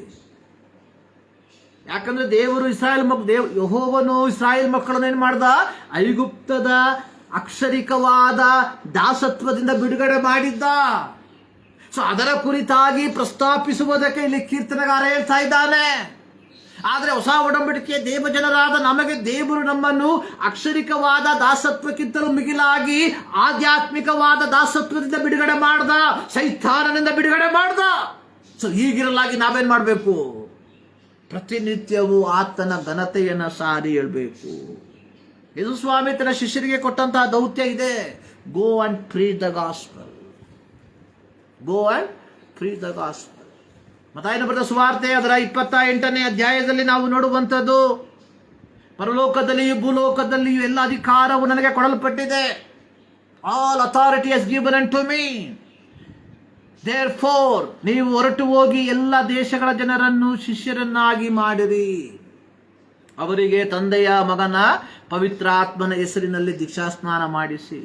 20ನೇ ವಾಕ್ಯ, ನಾನು ಆಜ್ಞಾಪಿಸುವುದನ್ನೆಲ್ಲ ಕಾಪಾಡಿಕೊಳ್ಳುವುದಕ್ಕೆ ಅವರಿಗೆ ಉಪದೇಶ ಮಾಡ್ರಿ. ನಾನು ಆಜ್ಞಾಪಿಸಿದನಲ್ಲ. ಗೊತ್ತಲ್ಲ, ಅಲ್ಲಿ ಯೇಸು ಸ್ವಾಮಿ ಹೇಳಿಲ್ಲ ನಾನು ಮಾಡಿದ ಅದ್ಭುತ ಕಾರ್ಯಗಳ ಕುರಿತಾಗಿ ಹೇಳ್ರಿ ಎಂಬುದಾಗಿ. ನಾನು ಆಜ್ಞಾಪಿಸಿದನ್ನೆಲ್ಲ ಕಾಪಾಡಿಕೊಳ್ಳುವುದಕ್ಕೆ ಉಪದೇಶ ಮಾಡಿರಿ. ನೋಡಿರಿ, ನಾನು ಯುಗದ ಸಮಾಪ್ತಿಯವರೆಗೆ ಎಲ್ಲ ದಿವಸ ನಿಮ್ಮ ಸಂಗಡ ಇರ್ತೇನೆ. ನೋಡಿ, ಪುನರುತ್ಥಾನ ಹೊಂದಿದ ಕ್ರಿಸ್ತನು ದೇವರ ಮಕ್ಕಳಿಗೆ, ಕ್ರೈಸ್ತರಿಗೆ ಒಂದು ಶಾಶ್ವತವಾದ ಸಾನ್ನಿಧ್ಯದ ಭರವಸೆಯನ್ನ ಕೊಟ್ಟಿದ್ದಾನೆ. Assurance of everlasting presence. So ಈ ರೀತಿ ಶಾಶ್ವತ ಸಾನ್ನಿಧ್ಯದ ಭರವಸೆಯನ್ನ ಕೊಟ್ಟಿರುವಂತಹ ಕ್ರಿಸ್ತನು ಅದರೊಂದಿಗೆ ನಮಗೆ ಏನ್ ಮಾಡಿದ್ದಾನೆ? ಒಂದು ದೌತ್ಯವನ್ನ ಕೊಟ್ಟಿದ್ದಾನೆ. Proclaiming the good news, proclaiming the gospel, ಸುವಾರ್ತೆಯನ್ನ ಸಾರುವುದು, ಶುಭ ವರ್ತಮಾನವನ್ನ ಪ್ರಕಟಿಸುವಂಥದ್ದು. ಪ್ರಿಯರೇ, ನಾವು ಈ ಶುಭ ವರ್ತಮಾನದ ಬಾತ್ಮಿದಾರರಾಗಿದ್ದೇವ. ನಾವು ಈ ಶುಭ ವರ್ತಮಾನವನ್ನ ಸಾರುವಂತಹ ಮುಖವಾಣಿಗಳಾಗಿದ್ದೇವ. ಏನು ಮುಖವಾಣಿ ಅಂತ ಹೇಳಿದ್ರೆ? ಏನು ಮುಖವಾಣಿ ಅಂದ್ರೆ? ಪ್ರೊಕ್ಲೈಮರ್. ಪ್ರೊಕ್ಲೈಮರ್. ನೋಡಿ, ಯೆಶಾಯನ ಪ್ರವಾದನ ಗ್ರಂಥ 52ನೇ ಅಧ್ಯಾಯದ 7ನೇ ವಾಕ್ಯದಲ್ಲಿ ಬರೆಯಲ್ಪಟ್ಟಿರುವಂಥದ್ದು, ಪರ್ವತಗಳ ಮೇಲೆ ತ್ವರೆಪಡುತ್ತಾ ಶುಭ ಸಮಾಚಾರವನ್ನು ತಂದು ಸಮಾಧಾನವನ್ನು ಸಾರುವ ದೂತನ ಪಾದಗಳು ಎಷ್ಟು ಅಂದವಾಗಿದೆ. ಒಳ್ಳೆಯ ಶುಭ ವರ್ತಮಾನವನ್ನು, ಶುಭದ ಸುವಾರ್ತೆಯನ್ನು ತಂದು ರಕ್ಷಣೆಯನ್ನು ಪ್ರಕಟಿಸುತ್ತಾ ನಿನ್ನ ದೇವರು ರಾಜ್ಯಭಾರವನ್ನು ವಹಿಸಿದ್ದಾನೆ ಎಂದು ಚೀಯೋನಿಗೆ ತಿಳಿಸುವವನಾಗಿದ್ದಾನೆ. ಶುಭ ಸಮಾಚಾರವನ್ನು ತಂದು ಸಮಾಧಾನವನ್ನು ಸಾರುವ ದೂತನ ಪಾದಗಳು ಎಷ್ಟು ಅಂದವಾಗಿದೆ. ನೋಡಿ, ಇಸ್ರಾಯೇಲ್ ಮಕ್ಕಳು ಬಾಬೇಲಿನಲ್ಲಿ ಸರಿಯಾಗಿ ಒಯ್ಯಲ್ಪಟ್ಟಿದ್ದಾರೆ. ಯಾತಕ್ಕೋಸ್ಕರವಾಗಿ? ಬಿಕಾಸ್ ಆಫ್ ದೇರ್ ಅನ್ಬಿಲೀಫ್, ಅಪನಂಬಿಕೆಯ ಫಲವಾಗಿ, ದೇವರಿಗೆ ಅವಿಧೇಯರಾದರ ಫಲವಾಗಿ. ನೋಡಿ, ಸರ್ವಶಕ್ತನಾದ ದೇವರು ಇಸ್ರಾಯೇಲಿಯರನ್ನ ಅವರ ಪಾಪದ ನಿಮಿತ್ತವಾಗಿ ಅವರಿಗೆ ಶಿಕ್ಷೆಯನ್ನ ವಿಧಿಸಿದ್ದಾಗ್ಯೂ, ಪ್ರತ್ಯೇಕವಾಗಿ ನಾವು ಯೆರೆಮೀಯನ ಪ್ರವಾದನ ಗ್ರಂಥವನ್ನ ಕಲಿಯುವಂತಹ ಸಂದರ್ಭದಲ್ಲಿ ನಮಗೆ ಗೊತ್ತಾಗ್ತಾ ಇದೆ, ಯಹೂದ್ಯರ ಶಿಕ್ಷಾವಧಿ ಅನ್ನುವಂಥದ್ದು ಕೇವಲ 70 ವರ್ಷ. ಆ 70 ವರ್ಷದ ಪೂರ್ತೀಕರಣದ ಸಂದರ್ಭದಲ್ಲಿ ದೇವರೇನ್ ಮಾಡ್ತಾ ಇದ್ದಾನೆ? ತನ್ನ ದೂತನನ್ನ ಕಳಿಸ್ತಾ ಇದ್ದಾನೆ. ಯಾರಿಗೆ? ಇಸ್ರಾಯೇಲ್ ಜನರ ಮಧ್ಯದಲ್ಲಿ. ಅವ್ರು ಹೇಳ್ತಾ ಇದ್ದಾರೆ, ದೇವರು ನಿಮ್ಮನ್ನೇನ್ ಮಾಡ್ತಾನೆ? ನಿಮ್ಮ ದಾಸತ್ವದಿಂದ ಬಿಡುಗಡೆ ಮಾಡಿ ನಿಮ್ಮನ್ನು ತಿರುಗಿ ಏನ್ ಮಾಡ್ತಾನೆ? ಯೆರೂಸಲೇಮಿಗೆ ಬರ ಮಾಡ್ತಾನೆ. ಇದರ ಕುರಿತಾಗಿ ಅವರು ಹೇಳ್ತಾ ಇರುವಂತದ್ದು, ಶುಭ ಸಮಾಚಾರವನ್ನು ತಂದು ಸಮಾಧಾನವನ್ನು ಸಾರುವ ದೂತನ ಪಾದಗಳು ಎಷ್ಟೋ ಅಂದವಾಗಿದೆ.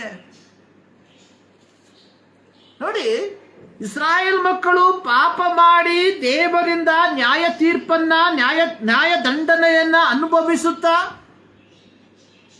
ಒಂದು ಗುಂಪು ಅಶ್ಶೂರ್ಯದಲ್ಲಿ, ಮತ್ತೊಂದು ಗುಂಪು ಬಾಬೇಲಿನಲ್ಲಿ ವಾಸ ಮಾಡುವಂತಹ ಸಂದರ್ಭದಲ್ಲೂ ಕರುಣಾಮಯನಾದ ದೇವರು ತನ್ನ ದೂತನನ್ನ ಏನ್ ಮಾಡ್ತಾ ಇದ್ದಾನೆ? ಕಳಿಸ್ಕೊಡ್ತಾ ಇದ್ದಾನೆ. ಏನ್ ಹೇಳ್ತಾ ಇದ್ದಾನೆ? ನಿಮಗೆ ದೇವರು ನಿಮ್ಮನ್ನು ಏನ್ ಮಾಡ್ತಾನೆ?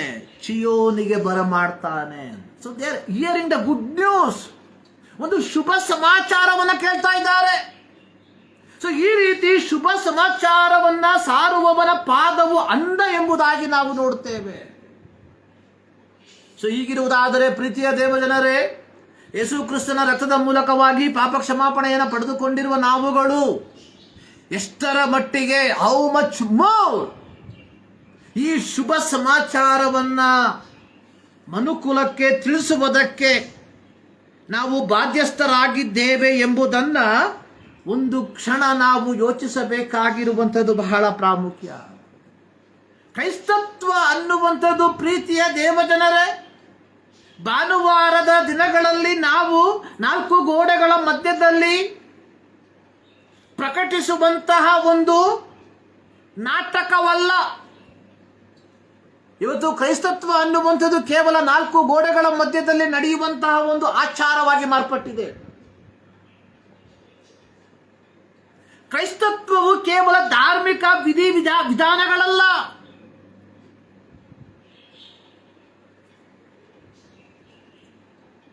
ನಾವು ವಿವಿಧ ಸಭೆಗಳಿಗೆ, ವಿವಿಧ ಪಂಗಡಗಳಿಗೆ ಸೇರಿದಂತವರಾಗಿದ್ದೇವೆ.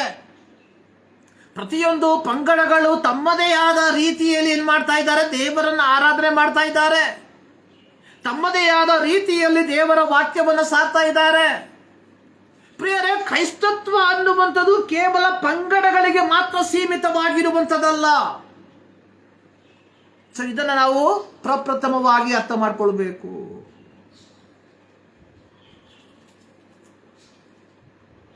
ಏನು ಕ್ರೈಸ್ತತ್ವ? To proclaim the good news, to proclaim the gospel. ಇದು ಕ್ರೈಸ್ತತ್ವ. ಶುಭ ವರ್ತಮಾನವನ್ನು ಸಾರುವಂಥದ್ದು ಕ್ರೈಸ್ತತ್ವ. ಸುವಾರ್ತೆಯನ್ನ ಸಾರುವಂಥದ್ದು ಕ್ರೈಸ್ತತ್ವ. ಇವತ್ತು ನಾವು ನಮ್ಮದೇ ಆದಂತಹ ಮೇರೆಗಳನ್ನ ಏನ್ ಮಾಡಿದ್ದೇವೆ? ಹಾಕೊಂಡ್ಬಿಟ್ಟಿದ್ದೇವೆ. ದಿಸ್ ಇಸ್ ನಾಟ್, ಇದಲ್ಲ ದೇವರು ಬಯಸಿದಂತಹ ಕ್ರೈಸ್ತತ್ವ. ನೋಡಿ, ಯೇಸು ಕ್ರಿಸ್ತನು ತನ್ನ ಶಿಷ್ಯರಿಗೆ ಹೇಳಿದ್ದು, ಪ್ರತ್ಯೇಕವಾಗಿ ಮತ್ತಾಯನ ಬರೆದ ಸುವಾರ್ತೆ 28ನೇ ಅಧ್ಯಾಯಕ್ಕೆ ನಾವು ಬರುವಂತಹ ಸಂದರ್ಭದಲ್ಲಿ ಅದರ 16ನೇ ವಾಕ್ಯದಲ್ಲಿ ನಾವು ನೋಡುವಂಥದ್ದು, ಬಳಿಕ 11 ಮಂದಿ ಶಿಷ್ಯರು ಗಲಿಲಾಯಕ್ಕೆ ಹೋಗಿ ಯೇಸು ತಮಗೆ ಗೊತ್ತು ಮಾಡಿದ ಬೆಟ್ಟಕ್ಕೆ ಸೇರಿದರು. ಆಗ ಯೇಸು ಹತ್ತಿರಕ್ಕೆ ಬಂದು, ಪರಲೋಕದಲ್ಲಿಯೂ ಭೂಲೋಕದಲ್ಲಿಯೂ ಎಲ್ಲ ಅಧಿಕಾರವು ನಿಮಗೆ ಕೊಡಲ್ಪಟ್ಟಿದೆ. ನೋಡಿ, ಕಳೆದ ದಿನದಲ್ಲಿ ನಾನು ಇದರ ಕುರಿತಾಗಿ ನಾನು ಅಧ್ಯಯನ ಮಾಡಿದಂತಹ ಸಂದರ್ಭದಲ್ಲಿ ಈ 11 ಮಂದಿ ಶಿಷ್ಯರು ಏನು ಮಾಡಿದ್ರು? ವಿವಿಧ ಸ್ಥಳಗಳಿಗೆ ಹೋಗಿ ದೇವರ ವಾಕ್ಯವನ್ನ ಸಾರಿದ್ದರ ಕುರಿತಾಗಿ ನಾನು ನೋಡಿದಂಥವನಾಗಿದ್ದೇನೆ. ನೋಡಿ, ಪಂಚಾಶತಮ ದಿನದ ನಂತರವಾಗಿ 12 ಮಂದಿ ಅಪೊಸ್ತಲರು, ಅಂದ್ರೆ ಇಸ್ಕರಿಯೋತ ಯೂದನ ಬದಲಾಗಿ ಏನ್ ಮಾಡಿದ್ರು? ಚೀಟು ಹಾಕಿ ಮತ್ತಿಯನನ್ನು ಅವ್ರು ಏನ್ ಮಾಡಿದ್ರು? ಅಪೊಸ್ತಲರನ್ನಾಗಿ ಅಪೊಸ್ತಲರು ಆರಿಸ್ಕೊಂಡ್ರು. ಸೊ ಈ 12 ಮಂದಿ ಅಪೊಸ್ತಲರು ಏನ್ ಮಾಡಿದ್ರು? ವಿವಿಧ ಸ್ಥಳಗಳಿಗೆ ಹೋಗಿ ದೇವರ ವಾಕ್ಯವನ್ನು ಸಾರಿದ್ರು. ಸೊ ಪೇತ್ರ ಅಂತಿಯೋಕ್ಯದಲ್ಲಿ, ಆಂದ್ರೆಯ ಏಷ್ಯಾದಲ್ಲಿ, ಯೋಹಾನ ಎಫೆಸ ಪಟ್ಟಣದಲ್ಲಿ, ತೋಮ ಭಾರತದಲ್ಲಿ, ಮತ್ತಾಯ ಇಥಿಯೋಪಿಯಾದಲ್ಲಿ, ಫಿಲಿಪ್ಪ ಆಸ್ಯ ಸೀಮೆಯಲ್ಲಿ, ಪ್ರಪ್ರಥಮವಾಗಿ ರಕ್ತಸಾಕ್ಷಿಯಾಗಿ ಸತ್ತಂತಹ ಯಾಕೋಬ ಯೂದಾಯದಲ್ಲಿ. ಸೊ ಈ ರೀತಿಯಾಗಿ ಒಬ್ಬೊಬ್ಬರಾಗಿ ಏನು ಮಾಡಿದ್ರು? ಒಬ್ಬೊಬ್ಬರು ಅಪೊಸ್ತಲರು ಏನು ಮಾಡಿದ್ರು? ಸುವಾರ್ತೆಯನ್ನು ಸಾರಿದ್ರು. They proclaim the good news. ಒಂದೇ ಸ್ಥಳದಲ್ಲಿ ಕೂತ್ಕೊಂಡು ಅವರು ಒಂದು ಧರ್ಮವನ್ನ ಸ್ಥಾಪನೆ ಮಾಡಲಿಲ್ಲ. ಒಂದೇ ಜಾಗದಲ್ಲಿ ಕೂತ್ಕೊಂಡು ಒಂದು ಆಲಯವನ್ನ ಕಟ್ಟಲಿಲ್ಲ. They went and preach the gospel. ಆದ್ರೆ ಇವತ್ತು ನಾವೇನ್ ಮಾಡ್ತಾ ಇದ್ದೇವೆ? ಆಲಯವನ್ನ ಕಟ್ಟುವಂಥದ್ರಲ್ಲಿ ತಲ್ಲೀನರಾಗ್ಬಿಟ್ಟಿದ್ದೇವೆ. So we want to build a church. So we want to build our own denomination. ಸಾಧಾರಣವಾಗಿ ಹೇಳ್ತೇವೆ, in Christianity there is no denomination. ಆದರೆ ಇವತ್ತು ಕ್ರೈಸ್ತತ್ವದಲ್ಲಿ ಇರುವಷ್ಟು ಡಿನಾಮಿನೇಷನ್ ಬೇರೆ ಯಾವುದರಲ್ಲೂ ಇಲ್ಲ.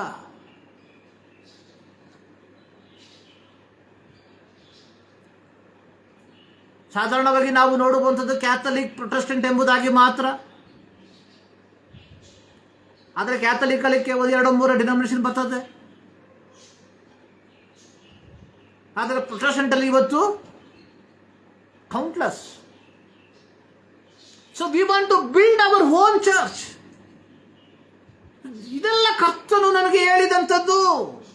ಯೇಸು ಕ್ರಿಸ್ತನು ನಮಗೆ ಕೊಟ್ಟಂತಹ ಗ್ರೇಟ್ ಕಮಿಷನ್, ಶ್ರೇಷ್ಠವಾದ ಆಯೋಗ ಅನ್ನುವಂಥದ್ದು, not to build your church. ಯೇಸು ಸ್ವಾಮಿ ಕೊಟ್ಟಂತಹ ಆಯೋಗ ಅನ್ನುವಂಥದ್ದು ಎಲ್ಲ ವಿಧಾನಗಳ ಮೂಲಕ ಏನ್ ಮಾಡಬೇಕು? ಸುವಾರ್ತೆಯನ್ನು ತಲುಪಿಸುವಂಥದ್ದು. ಸೊ ನಾವು ಯೇಸು ಕ್ರಿಸ್ತನು ವಹಿಸಿದಂತಹ ಆ ಒಂದು ವಿಧಾನದಲ್ಲಿ ನಾವು ಜೀವಿಸುವಂತವರಾಗಿದ್ದೇವೆ ಎಂಬುದನ್ನು ಈ ಮುಂಜಾನೆಯಲ್ಲಿ ನಾವೇನ್ ಮಾಡಬೇಕು? ಜ್ಞಾಪಕ ಮಾಡಿಕೊಳ್ಬೇಕು. ನೋಡಿ, ಅಪೊಸ್ತಲರ ಕೃತ್ಯಕ್ಕೆ ನಾವು ಗಮನವನ್ನು ಹರಿಸುವಂತಹ ಸಂದರ್ಭದಲ್ಲಿ ಯೇಸು ಕ್ರಿಸ್ತನು ಪುನರುತ್ಥಾನ ಹೊಂದಿದ ಯೇಸು ಕ್ರಿಸ್ತನು ತಾರ್ಸದ ಸೌಲನನ್ನ ಸಂದರ್ಶಿಸುವಂತದಾಗಿ ನೋಡುತ್ತೇವೆ. ಸೌಲನನ್ನ ಸಂದರ್ಶಿಸಿದಂತಹ ದೇವರು ಯೇಸು ಕ್ರಿಸ್ತನು ಸೌಲನ ಕುರಿತಾಗಿರುವಂತಹ ದೈವಿಕವಾದ ಪದ್ಧತಿ ಎನ್ನುವಂಥದ್ದು ಅಪೊಸ್ತಲರ ಕೃತ್ಯ 9ನೇ ಅಧ್ಯಾಯದ 15ನೇ ವಾಕ್ಯ. ಈ ಮನುಷ್ಯನು ಅನ್ಯ ಜನರಿಗೂ ಅರಸುಗಳಿಗೂ ಇಸ್ರಾಯೇಲ್ಯರಿಗೂ ನನ್ನ ಹೆಸರನ್ನು ತಿಳಿಸುವುದಕ್ಕಾಗಿ ನಾನು ಆರಿಸಿಕೊಂಡ ಸಾಧನವಾಗಿದ್ದಾನೆ. ನೋಡಿ, ಪೇತ್ರನನ್ನು ಕರೆದಂಥದ್ದು ಒಂದು ಸಭೆಯನ್ನ ಸ್ಥಾಪಿಸುವುದಕ್ಕೋಸ್ಕರವಾಗಿ ಅಲ್ಲ, ಟು ಪ್ರೀಚ್ ದ ಗಾಸ್ಪಲ್. 12 ಮಂದಿ ಅಪೊಸ್ತಲರನ್ನ ಯೇಸು ಕ್ರಿಸ್ತನು ಆರಿಸಿಕೊಂಡದ್ದು ತನ್ನ ತರುವಾಯ ಶುಭ ವರ್ತಮಾನವನ್ನು ಸಾರುವುದಕ್ಕೋಸ್ಕರವಾಗಿ. ನಾನು ಪ್ರಾರಂಭದಲ್ಲಿ ಹೇಳಿದ ರೀತಿಯಲ್ಲಿ ಪೇತ್ರನಾಗಲಿ, ಆಂದ್ರೆಯನಾಗಲಿ, ತೋಮನಾಗಲಿ, ಯೋಹಾನನಾಗಲಿ, ಯಾಕೋಬನಾಗಲಿ, ಮತ್ತಿಯನಾಗಲಿ, ಫಿಲಿಪ್ಪನಾಗಲಿ, ಪ್ರತಿಯೊಬ್ಬರೂ ತಮ್ಮದೇ ಆದಂತಹ ಒಂದು ಸಭೆಯ ಸ್ಥಾಪನೆಗೋಸ್ಕರವಾಗಿ ಅಲ್ಲ, ದೇವರಿಂದ ಹೊಂದಿಕೊಂಡಂತಹ ಸುವಾರ್ತೆಯನ್ನ ಪ್ರಸರಣಪಡಿಸುವುದಕ್ಕೋಸ್ಕರವಾಗಿ ತಮ್ಮನ್ನು ತೊಡಗಿಸಿಕೊಂಡ್ರು. No one started their own church. ಯಾರು ತಮ್ಮದೇ ಆದಂತಹ ಒಂದು ಪಂಗಡವನ್ನ ಸ್ಥಾಪಿಸಲಿಲ್ಲ. ಸೊ ಇಲ್ಲಿ ಪೌಲನನ್ನ ದೇವರು ಆರಿಸಿಕೊಂಡಂಥದ್ದು ತನ್ನದೇ ಆದ ಒಂದು ಸಭೆಯನ್ನ ಸ್ಥಾಪಿಸುವುದಕ್ಕೋಸ್ಕರವಾಗಿ ಅಲ್ಲ, ಅನ್ಯ ಜನರಿಗೂ ಅರಸುಗಳಿಗೂ ಇಸ್ರಾಯೇಲ್ಯರಿಗೂ ಸುವಾರ್ತೆಯನ್ನ ತಿಳಿಸುವುದಕ್ಕೋಸ್ಕರವಾಗಿ. ಪ್ರಿಯರೇ, ನಮ್ಮ ಆರಿಸುವಿಕೆ ಅನ್ನುವಂಥದ್ದು to not to build our church, to not to build our denomination, to build, to proclaim the good news.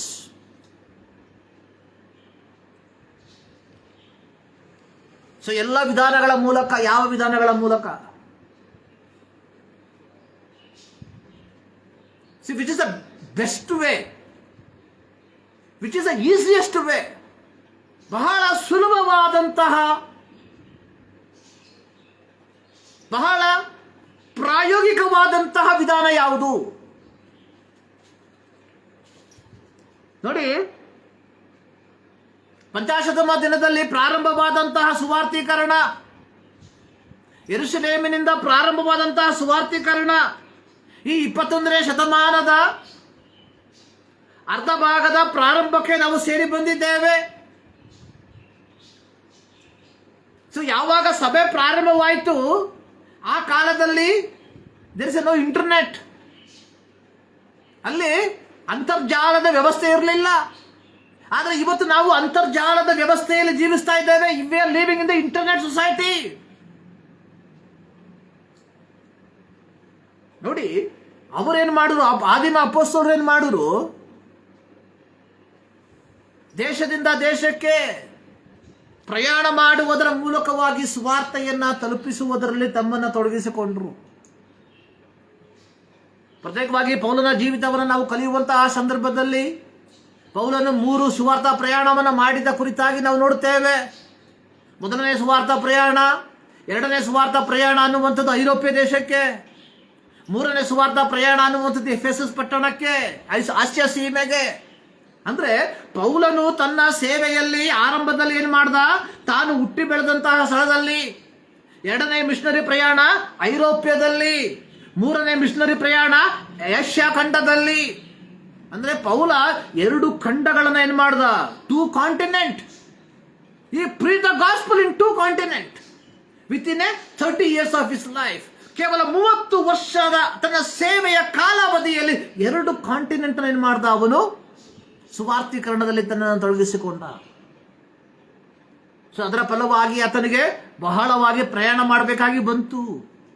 But we are living in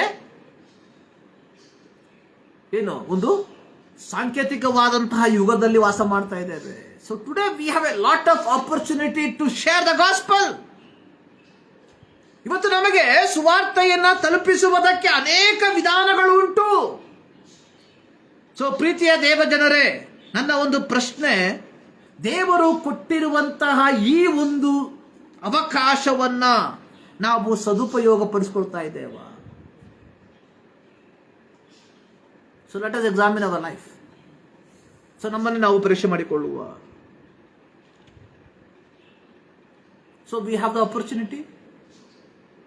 so ಇವತ್ತು ನಮಗೆ ಸಿಕ್ಕಿರುವಂತಹ ಈ ಒಂದು ಏನು ಸಂದರ್ಭ ಇದೆಯಲ್ಲ, ಸೊ ಈ ಒಂದು ಆಕ್ಸೆಸ್ ಇದೆಯಲ್ಲ, so it want B for long time. So ಇದಕ್ಕೂ ಕೆಲವು ಇತಿಮಿತಿಗಳು ಬರುವಂಥದ್ದು ಅತಿ ಸನಿಹವಾಗಿದೆ. ಸೊ ಇವತ್ತು ನಾವು ನಿರ್ಭಯವಾಗಿ ಈ ಮೀಡಿಯಾಗಳ ಮೂಲಕವಾಗಿ, ಈ ಮಾಧ್ಯಮದ ಮೂಲಕವಾಗಿ ಸುವಾರ್ತೆಯನ್ನು ಸಾರುತ್ತಿರುವಂಥದ್ದಕ್ಕೆ ಇತಿಮಿತಿಗಳು ಬರುವಂಥದ್ದು ಅತಿ ಸನಿಹದಲ್ಲಿದೆ. ಅದಕ್ಕಿಂತ ಮುಂಚಿತವಾಗಿ ದೇವರು ಕೊಟ್ಟಿರುವಂತಹ ಅವಕಾಶಗಳನ್ನು ನಾವು ಯಾವ ರೀತಿಯಾಗಿ ಉಪಯೋಗ ಮಾಡ್ತಾ ಇದ್ದೇವೆ? ಇವತ್ತು ಹೌದು ಪ್ರಿಯರ, ಅನೇಕರು ಈ ಒಂದು ಮಾಧ್ಯಮದ ಮೂಲಕವಾಗಿ ಸುವಾರ್ತೆಯಲ್ಲಿ ತಮ್ಮನ್ನು ತೊಡಗಿಸಿಕೊಂಡಿರುವಂಥದ್ದನ್ನು ನಾವು ನೋಡುತ್ತೇವೆ. ಆದರೆ ಎಷ್ಟರ ಮಟ್ಟಿಗೆ ದೈವಿಕವಾದ ಉದ್ದೇಶಕ್ಕೆ ಅನುಸಾರವಾಗಿ ಈ ಸೇವೆಯನ್ನು ಮಾಡ್ತಾ ಇದ್ದೇವೆ ಎಂಬುವಂಥದ್ದನ್ನು ನಾವು ಒಮ್ಮೆ ಪರೀಕ್ಷಿಸಿಕೊಳ್ಳುವಂಥವರಾಗಿರಬೇಕು. ನಾನು ಪ್ರಾರಂಭದಲ್ಲಿ ಹೇಳಿದೆ, ಇವತ್ತು ನಾವು ಸುವಾರ್ತೀಕರಣದಲ್ಲಿ ನಮ್ಮನ್ನು ತೊಡಗಿಸಿಕೊಂಡಿರುವಂಥದ್ದು ನಮ್ಮದೇ ಆದಂತಹ ಒಂದು ಸಾಮ್ರಾಜ್ಯವನ್ನು ಕಟ್ಟುವುದಕ್ಕೋಸ್ಕರ.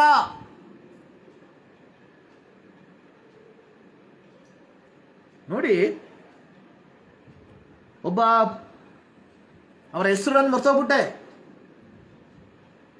ಅವರು ಈ ರೀತಿಯಾಗಿ ಹೇಳಿದ್ದಾರೆ, preach the gospel to not to fill your church.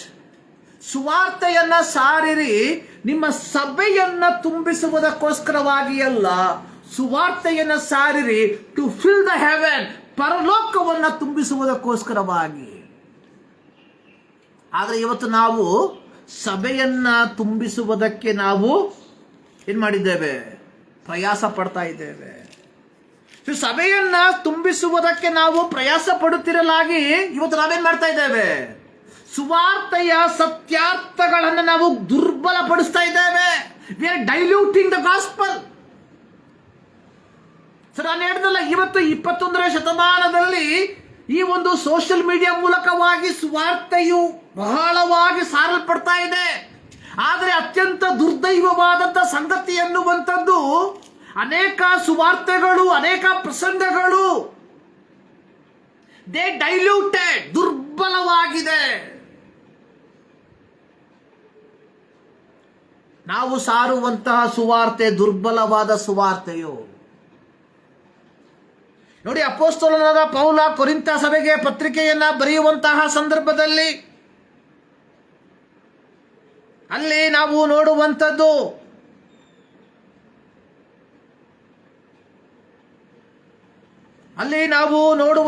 ಒಂದು ಕಾರ್ಯ, ಅದರ 22ನೇ ವಾಕ್ಯ, 23ನೇ ವಾಕ್ಯ, ಯಾರ್ಯಾರಿಗೆ ಎಂತೆಂಥವನಾಗಬೇಕು ಅಂತಂಥವನಾಗಿದ್ದೇನೆ, ನಾನು ಇತರರ ಸಂಗಡ ಸುವಾರ್ತೆಯ ಫಲದಲ್ಲಿ ಪಾಲುಗಾರನಾಗಬೇಕೆಂದು ಇದೆಲ್ಲವನ್ನು ಸುವಾರ್ತೆಗೋಸ್ಕರವೇ ಮಾಡುತ್ತೇನೆ. ನೋಡಿ, ಪೌಲರನ್ನ ದೇವರು ಕರೆದಂಥದ್ದು ಅನ್ಯ ಜನರಿಗೆ, ಅರಸರುಗಳಿಗೆ, ಇಸ್ರಾಯೇಲ್ಯರಿಗೆ ಸುವಾರ್ತೆಯನ್ನ ತಲುಪಿಸುವಂತಹ ಸಾಧನವಾಗಿ. ಹೀಗೆ ದೇವರಿಂದ ನಿಯುಕ್ತಿಗೊಂಡಂತಹ ಪೌಲ ತನ್ನ ಸೇವೆಯ ಕಾಲಾವಧಿಯಲ್ಲಿ ದೇವರಿಂದ ಹೊಂದಿಕೊಂಡಂತಹ ಸೇವೆಗೆ ಅನುಗುಣವಾಗಿ ತನ್ನನ್ನು ತೊಡಗಿಸಿಕೊಂಡ. ಪೌಲನ ಸೇವೆಯನ್ನು ನಾವು ನೋಡುವಂತಹ ಸಂದರ್ಭದಲ್ಲಿ ಪೌಲ ಜನರ ಪ್ರೀತಿಯನ್ನ ಸಂಪಾದಿಸುವುದಕ್ಕೋಸ್ಕರವಾಗಿ ಎಲ್ಲ ಸುವಾರ್ತೀಕರಣದಲ್ಲಿ ತನ್ನನ್ನು ತೊಡಗಿಸಿಕೊಂಡದ್ದು. ಪೌಲನು ತನ್ನನ್ನು ಸುವಾರ್ತೀಕರಣದಲ್ಲಿ ತೊಡಗಿಸಿಕೊಂಡದ್ದು ಜನರನ್ನ ಕ್ರಿಸ್ತನಿಗೋಸ್ಕರವಾಗಿ ಗೆಲ್ಲುವುದಕ್ಕೋಸ್ಕರ. ಆದರೆ ಇವತ್ತು ನಾವು ಜನರ ಪ್ರೀತಿಯನ್ನ ಸಂಪಾದಿಸುವುದಕ್ಕೋಸ್ಕರವಾಗಿ ಸುವಾರ್ತೀಕರಣದಲ್ಲಿ ನಾವು ತೊಡಗಿಸಿಕೊಂಡಿದ್ದೇವೆ. ಪ್ರಿಯರೇ, ನಾವು ಇದನ್ನು ಸರಿಯಾಗಿ ಅರ್ಥ ಮಾಡಿಕೊಳ್ಬೇಕು. ಇಲ್ಲದೆ ಹೋದ್ರೆ ನಮ್ಮ ಜೀವಿತ ಶಾಪವಾಗಿ ಮಾರ್ಪಡ್ತದೆ.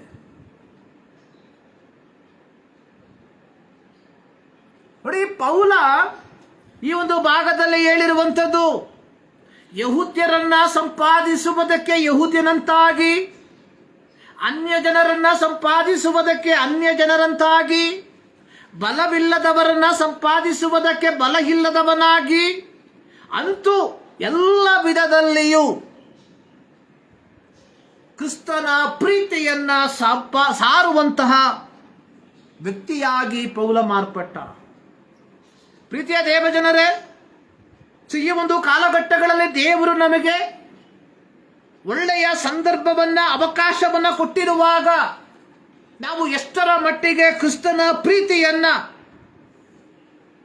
ಯಾವ ವಿಧವಾದಂತಹ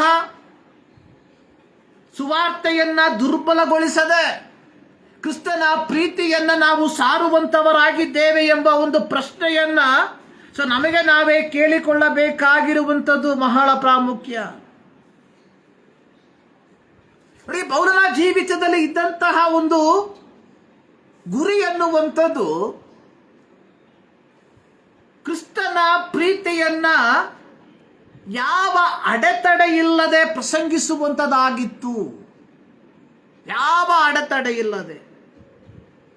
ನೋಡಿ, ಈ 9ನೇ ಅಧ್ಯಾಯವನ್ನು ನಾವು ಕಲಿಯುವಂತಹ ಸಂದರ್ಭದಲ್ಲಿ ಅಲ್ಲಿ ಪೌಲ ಹೇಳ್ತಾ ಇದ್ದಾನೆ. ಇಲ್ಲಿ ಪೌಲನು ಹೇಳುವಂಥದ್ದು,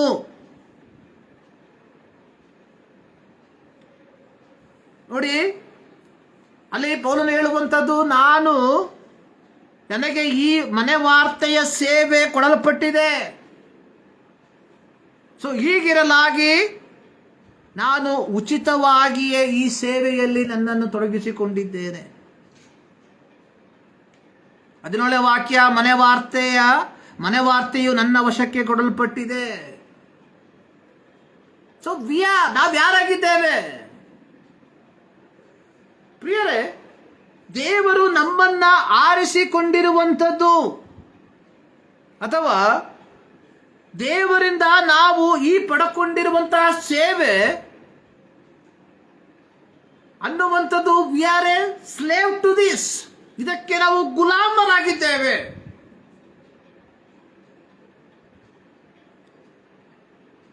ಆದರೆ ಇವತ್ತು ಅನೇಕರು ಇದನ್ನೇ ಲಾಭವಾಗಿ ತೆಗೆದುಕೊಂಡು ಸೇವೆಯಲ್ಲಿ ತಮ್ಮನ್ನ ತೊಡಗಿಸಿಕೊಂಡಿರುವಂಥದ್ದನ್ನು ನಾವು ನೋಡುತ್ತೇವೆ. ಸೊ ಹೀಗಿರಲಾಗಿ ಪ್ರೀತಿಯ ದೇವಜನರೇ, ನಮ್ಮ ಜೀವಿತದಲ್ಲಿ ನಾವು ಯಾವ ರೀತಿಯಾಗಿ ಕ್ರಿಸ್ತನ ಸೇವೆಯಲ್ಲಿ ನಮ್ಮನ್ನು ತೊಡಗಿಸಿಕೊಂಡಿದ್ದೇವೆ ನೋಡಿ. 15ನೇ ವಾಕ್ಯದಲ್ಲಿ ನಾವು ನೋಡುವಂಥದ್ದು, ನಾನು ಈ ಹಕ್ಕುಗಳಲ್ಲಿ ಒಂದನ್ನು ನಡೆಸಬೇಕೆಂದು ನನ್ನ ವಿಷಯದಲ್ಲಿ ಹೀಗಾಗಬೇಕೆಂದು ನಿಮಗೆ ಬರೆಯಲಿಲ್ಲ. ಆದರೆ ನನಗೆ ಸುವಾರ್ತೆಯನ್ನು ಸಾರಲೇಬೇಕೆಂಬ ನಿರ್ಬಂಧ ನನಗುಂಟು. 16ನೇ ವಾಕ್ಯ, ಸಾರದಿದ್ದರೆ ನನ್ನ ಗತಿ ಏನು ಹೇಳಲಿ. There's a compel. ಸುವಾರ್ತೆಯನ್ನು ಸಾರಲೇಬೇಕೆಂಬ ನಿರ್ಬಂಧ. ಅದಕ್ಕೆ ನಾನು ಹೇಳಿದ್ದು, ಅವನು ಪೌಲ ಯಾರಾಗಿದ್ದ? ಆತನು ಮನೆವಾರ್ತೆಯವನಾಗಿದ್ದ. 9ನೇ ಅಪೊಸ್ತಲರ ಕೃತ್ಯ 9ನೇ ಅಧ್ಯಾಯದಲ್ಲಿ ನಾವು ನೋಡಿದ್ವಿ. ಸೊ ದೇವರು ಯೇಸು ಕ್ರಿಸ್ತನು ಪೌಲನ ಆರಿಸುವಿಕೆ ಕುರಿತಾಗಿ ಹೇಳಿರುವಂಥದ್ದು, ಈತನು ಅನ್ಯ ಜನರಿಗೂ ಅರಸರುಗಳಿಗೂ ಇಸ್ರಾಯೇಲ್ಯರಿಗೂ ನನ್ನ ಹೆಸರನ್ನು ತಿಳಿಸುವುದಕ್ಕಾಗಿ ನಾನು ಆರಿಸಿಕೊಂಡ ಸಾಧನ. ಪ್ರೀತಿಯ ದೇವಜನರೇ, ನಾವೆಲ್ಲರೂ ದೇವರಿಂದ ಆರಿಸಿಕೊಂಡವರಾಗಿದ್ದರೆ ಸೊ ನಮ್ಮ ಜೀವನ ಶೈಲಿಯು ಸುವಾರ್ತೀಕರಣಕ್ಕೆ ಅಡ್ಡಿಯಾಗಿ ಮಾರ್ಪಡಬಾರದು. ನೋಡಿ, ಪೌಲ ಯಾಕೆ ತನ್ನ ಸುವಾರ್ಥ ಪ್ರಯಾಣದ ಸಂದರ್ಭದಲ್ಲಿ ಜನರಿಂದ ಹಣವನ್ನ ಕೇಳಿಕೊಳ್ಳಲಿಲ್ಲ, ಹಣವನ್ನ ತೆಗೆದುಕೊಳ್ಳಲಿಲ್ಲ ಎಂಬುದಕ್ಕೆ ಕಾರಣ ದೇವರು ಕೊಟ್ಟಂತಹ ಜವಾಬ್ದಾರಿ, ದೇವರು ಕೊಟ್ಟಂತಹ ಸೇವೆ. ಸೊ ಹೀಗಿರಲಾಗಿ ನನ್ನ ಒಂದು ಪ್ರಶ್ನೆ, ನೀವು ದೇವರಿಂದ ಈ ಸೇವೆಯನ್ನು ಹೊಂದಿಕೊಂಡಿದ್ದೀರೋ ಅಥವಾ ನಿಮಗೆ ಇಷ್ಟವಿದ್ದದರ ಫಲವಾಗಿ ಈ ಸೇವೆಗೆ ಬಂದಿದ್ದೀರೋ? ಸೊ ನಿಮಗೆ ಇಷ್ಟದಿಂದ ಈ ಸೇವೆಗೆ ಬಂದಿದ್ದರೆ ಸೊ ನೀವುಗಳೇನ್ ಮಾಡ್ತೀರಾ? ಹಣವನ್ನ ತೆಗೆದುಕೊಳ್ಳುವಂತ ವ್ಯಕ್ತಿಗಳಾಗಿ ಮಾರ್ಪಡ್ತೀರಾ. ಆದ್ರೆ ದೇವರು ಈ ಸೇವೆಗೋಸ್ಕರವಾಗಿ ನಿಮ್ಮನ್ನ ಕರೆದಿದ್ರೆ, ಪೌಲನು ಹೇಳುವ ರೀತಿಯಲ್ಲಿ ಸುವಾರ್ತೆ ಸಾರಲೇಬೇಕೆಂಬ ನಿರ್ಬಂಧ ನನ್ನ ಮೇಲೆ ಉಂಟು. ಸೊ ಹೀಗಿರಲಾಗಿ ಸೊ ನನ್ನ ಜೀವನ ಶೈಲಿ ಸುವಾರ್ತೀಕರಣಕ್ಕೆ ವಿಘ್ನವಾಗಬಾರದೆಂಬ ಉದ್ದೇಶದಿಂದಲೇ ಸೊ ನಿಮ್ಮಿಂದ ಏನನ್ನೂ ಸಹ ತೆಗೆದುಕೊಳ್ಳದೆ ಸ್ವಂತ ಕೈಯಿಂದ ಕೆಲಸ ಮಾಡಿ ಈ ಸೇವೆಯಲ್ಲಿ ನನ್ನನ್ನು ತೊಡಗಿಸಿಕೊಂಡಿದ್ದೇನೆ. ಇದು ಪೌಲನ ಒಂದು ಥಿಯಾಲಜಿ. ಪ್ರೀತಿಯ ದೇವಜನರೇ, so let us examine our life. ನಮ್ಮ ಜೀವಿತವನ್ನು ಒಮ್ಮೆ ಪರೀಕ್ಷೆ ಮಾಡಿಕೊಳ್ಳುವ. ದೇವರು ಕೊಡುವಂತಹ ಸಂದರ್ಭವನ್ನು ಯಾವ ರೀತಿಯಾಗಿ ನಾವು ಸುವಾರ್ತೀಕರಣದಲ್ಲಿ ನಮ್ಮನ್ನ ಉಪಯೋಗಿಸಿಕೊಳ್ತಾ ಇದ್ದೇವೆ. ಒಂದು ಚಿಕ್ಕ ಕಥೆಯನ್ನು ಹೇಳ್ತೇನೆ. ಅನೇಕ ವರ್ಷಗಳ, ಸುಮಾರು ನೂರಾರು ವರ್ಷಗಳ ಹಿಂದೆ ಒಬ್ಬ ಮಿಷನರಿ ಒಂದು ಟ್ರೈಬಲ್ ಏರಿಯಾಕ್ಕೆ ಹೋದ್ರು. ಆಫ್ರಿಕಾದ ಒಂದು ಟ್ರೈಬಲ್ ಏರಿಯಾ. ಈ ಲೇಡಿ ಮಿಷನರಿ, ಮಹಿಳೆ. ಅಲ್ಲಿ ಅನೇಕ ಮಿಷನರಿಗಳು ಹೋಗಿದ್ರು, ಮೇಲುಗಳು. ಆದರೆ ಅವರೆಲ್ಲರನ್ನ ಏನ್ ಮಾಡ್ತಾ ಇದ್ರು, ಇವರು ಅಲ್ಲಿರುವಂತಹ ಬುಡಕಟ್ಟು ಜನಾಂಗ ಅವ್ರನ್ನ ಕೊಂದಾಕ್ಬಿಡ್ತಾ ಇದ್ರು. ಕೊನೆಯದಾಗಿ ಈಕೆ ಏನ್ ಮಾಡಿದ್ಲು, ಅಲ್ಲಿಗೆ ಹೋದ್ಲು.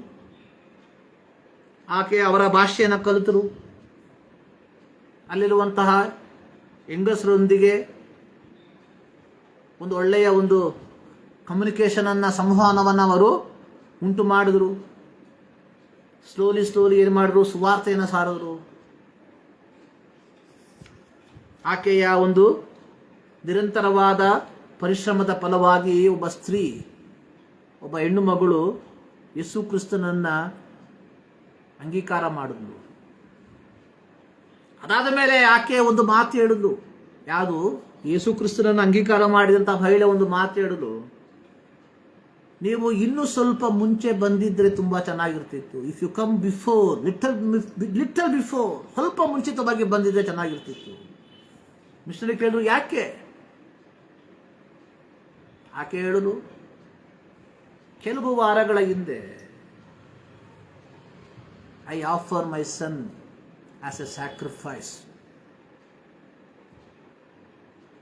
ಸೊ ನನ್ನ ಕುಲದೇವರಿಗೆ ನನ್ನ ಮಗನನ್ನ ಏನ್ ಮಾಡಿದೆ? ಅರ್ಪಿಸ್ಬಿಟ್ಟೆ. ನೀವು ಕೆಲವು ವಾರಗಳ ಮುಂಚೆ ಬಂದು ಇದೇ ಸುವಾರ್ತೆಯನ್ನು ಹೇಳಿದ್ರೆ ನನ್ನ ಮಗ ಇವತ್ತು ಬದುಕುಳಿತಾ ಇದ್ದ. ಪ್ರಿಯರೇ, ಅರ್ಥ ಮಾಡ್ಕೊಳ್ಳಿ. The urgency of the gospel, the urgency of the gospel. ನಾವೇನ್ ಮಾಡ್ತಾ ಇದ್ದೇವೆ? ಇವತ್ತು 5 ರೊಟ್ಟಿ 2 ಮೀನು ಕಥೆ ಹೇಳ್ತಾ ಇದ್ದೇವೆ. ಇವತ್ತು 7 ರೊಟ್ಟಿ ಕೆಲವು ಮೀನುಗಳ ಕಥೆ ಹೇಳ್ತಾ ಇದ್ದೇವೆ.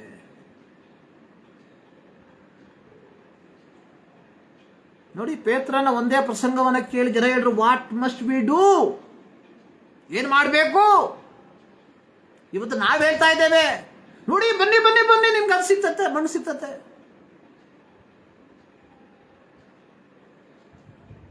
V diluted the gospel.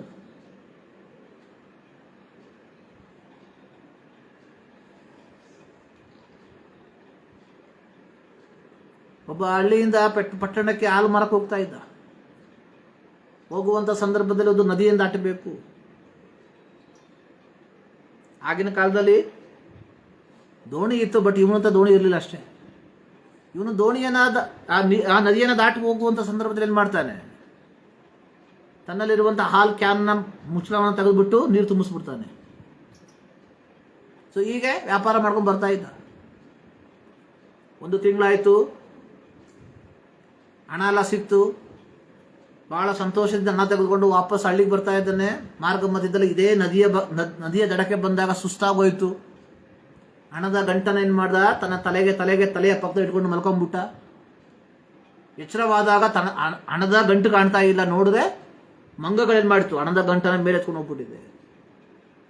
ಇವನೆಲ್ಲ ಏನೆಲ್ಲ ಪ್ರಯತ್ನ ಪಟ್ಟ, ಮಂಗಗಳು ಹಣದ ಗಂಟನ್ನು ಕೊಡೋಕೆ ತಯಾರಿಲ್ಲ. ಕೊನೆಗೆ ಇವನಿಗೇನಾಯ್ತು? ತಲೆ ಕೆಟ್ಟೋಗಿ ತನ್ನ ತಲೆ ಮೇಲೆ ತಲೆಗೆ ಕಟ್ಟಿದಂತಹ ಏನ್ ಮಾಡ್ದ? ಆ ರುಮಾಲನ್ನ ಪಿಚ್ಚು ಬಿಟ್ಟೆ ಕೆಳಗೆ ಹಾಕದ. ಇದನ್ನ ನೋಡಿ ಮಂಗಗಳಿಗೆ ಕೋಪ ಬಂದ್ಬಿಡ್ತು. ಈ ಮಂಗಗಳೇನ್ ಮಾಡ್ದು? ಈ ಹಣದ ಗಂಟನ ಬಿಚ್ಚುಬಿಟ್ಟು ರುಮಾಲನ್ನ ಕೆಳಗೆ ಹಾಕ್ಬಿಡ್ತು.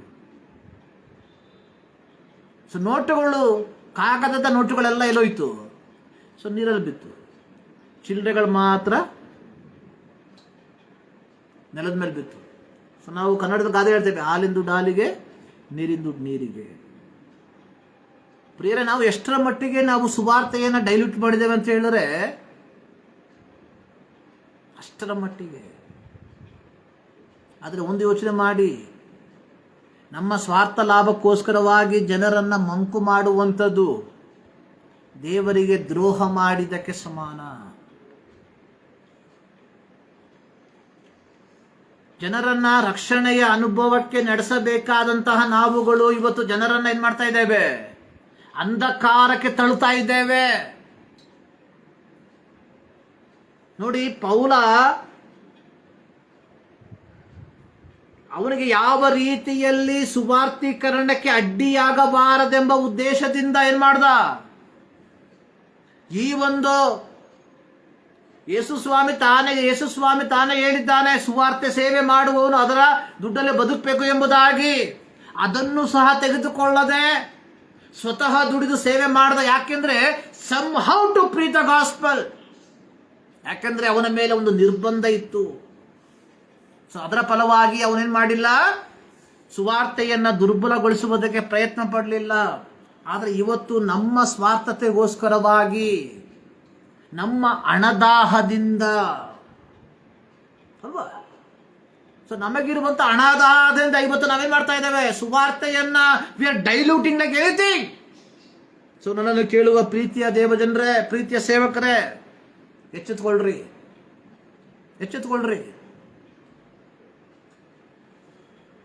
ಯಾಕೆಂದ್ರೆ ಯೇಸು ಸ್ವಾಮಿ ನಮಗೆ ಕೊಟ್ಟಿರುವಂತಹ ಒಂದು ಶ್ರೇಷ್ಠವಾದ ಆಯೋಗ ಅದು. It's a great commission. Go and preach the gospel. So ನಾನು ಹೇಳಿದೆ, 2 ways ವೆರಿ ಈಸಿ. ಒಂದು, ಬೈ ಪ್ರೊಕ್ಲೈಮಿಂಗ್ ದ ಗಾಸ್ಪಲ್, ಮೌಖಿಕವಾಗಿ ಸುವಾರ್ತೆಯನ್ನು ಸಾರುವುದು. 2, ಅಮೌಖಿಕವಾಗಿ. ಏನು ಅಮೌಖಿಕವಾಗಿ ಅಂತ ಹೇಳಿದ್ರೆ? By living non verbal. ಒಂದು ವರ್ಬಲ್, ಮಾತುಗಳ ಮೂಲಕ. ಅಮೌಖಿಕ ಅಂದ್ರೆ ಅನ್ವರ್ಬಲ್ ಅಂತ, ನಾನ್ ವರ್ಬಲ್ ಅಂತ ಹೇಳಿದ್ರೆ ಕ್ರಿಯೆಗಳ ಮೂಲಕ. ಸೆಂಟ್ ಅಗಸ್ಟಿನ್ ಅವರು ಹೇಳಿರುವಂತಹ ಒಂದು ಮಾತು ಅನೇಕ ಸಾರಿ ನಾನು ಹೇಳ್ತಾ ಇದ್ದೇನೆ ಇದನ್ನ. Preach the gospel, use the word when it is needed, when it necessary. ಸುವಾರ್ತೆಯನ್ನು ಸಾರಿರಿ, ಆದರೆ ಅವಶ್ಯವಿದ್ದಲ್ಲಿ ಮಾತ್ರ ಪದಗಳನ್ನು ಬಳಸ್ರಿ. ಅರ್ಥ ಏನು? ಜೀವಿತದ ಮೂಲಕವಾಗಿ ಸುವಾರ್ತೆಯನ್ನು ಸಾರಿರಿ. ಪ್ರಿಯರೇ, ನಾವಿವತ್ತು ಮಾಧ್ಯಮದ ಮೂಲಕವಾಗಿ ಸುವಾರ್ತೆಯನ್ನು ಸಾರುವುದಕ್ಕೆ ನಾವು ಬಹಳವಾಗಿ ಆಸಕ್ತಿ ಇದ್ದೇವೆ. ಇವತ್ತು ಅದಕ್ಕೋಸ್ಕರವಾಗಿ ಸ್ಟುಡಿಯೋ ಮಾಡೋಕ್ಕೋಸ್ಕರವಾಗಿ ನಾವು ಲಕ್ಷಗಟ್ಟಲೆನ ಏನ್ ಮಾಡ್ತಾ ಇದ್ದೇವೆ? ಜನರದ್ದು ಪೀಕ್ತಾ ಇದ್ದೇವೆ. ಸೊ ನಾನು ಹೇಳುವ ರೀತಿಯಲ್ಲಿ ಒಂದು ಮೊಬೈಲು ಒಂದು 300 ರೂಪಾಯಿ ಇದ್ರೆ ಒಂದು ತಿಂಗಳು ಆರಾಮ ಸುವಾರ್ತೆ ಸರ್ಬೋದು. ಕಳೆದ 5 ವರ್ಷಗಳಿಂದ ನಾನು ಮಾಡುವಂಥ ಇದೇ ಕೆಲಸನೇ. ಆದರೆ ಇವತ್ತು ಆಗಲ್ಲ. ಅಕ್ವಸ್ಟಿಕ್ ಲ್ಯಾಬ್ ಇದು ಬೇಕು, ರೂಮ್ ಬೇಕು, ಲಕ್ಷಗಟ್ಟಲೆದು ಮೈಕ್ ಸಿಸ್ಟಮ್ ಬೇಕು. ಇವೆಲ್ಲ ಹೆಸರು ಹೇಳ್ಕೊಂಡು ನಾವೇನು ಮಾಡ್ತಾ ಇದ್ದೇವೆ? ಏನು ಸಾರ್ತಾ ಇದ್ದೇವೆ? V are diluting. ಇಷ್ಟೆಲ್ಲ ಮಾಡಿಕೊಂಡು V are diluting the gospel. ಅಲ್ಲ, ಎಲ್ಲಿ ತನಕ? ಯೋಚನೆ ಮಾಡಿ. ಹಾಲಿನ ದುಡ್ಡು ಹಾಲಿಗೆ, ನೀರಿನ ದುಡ್ಡು ನೀರಿಗೆ.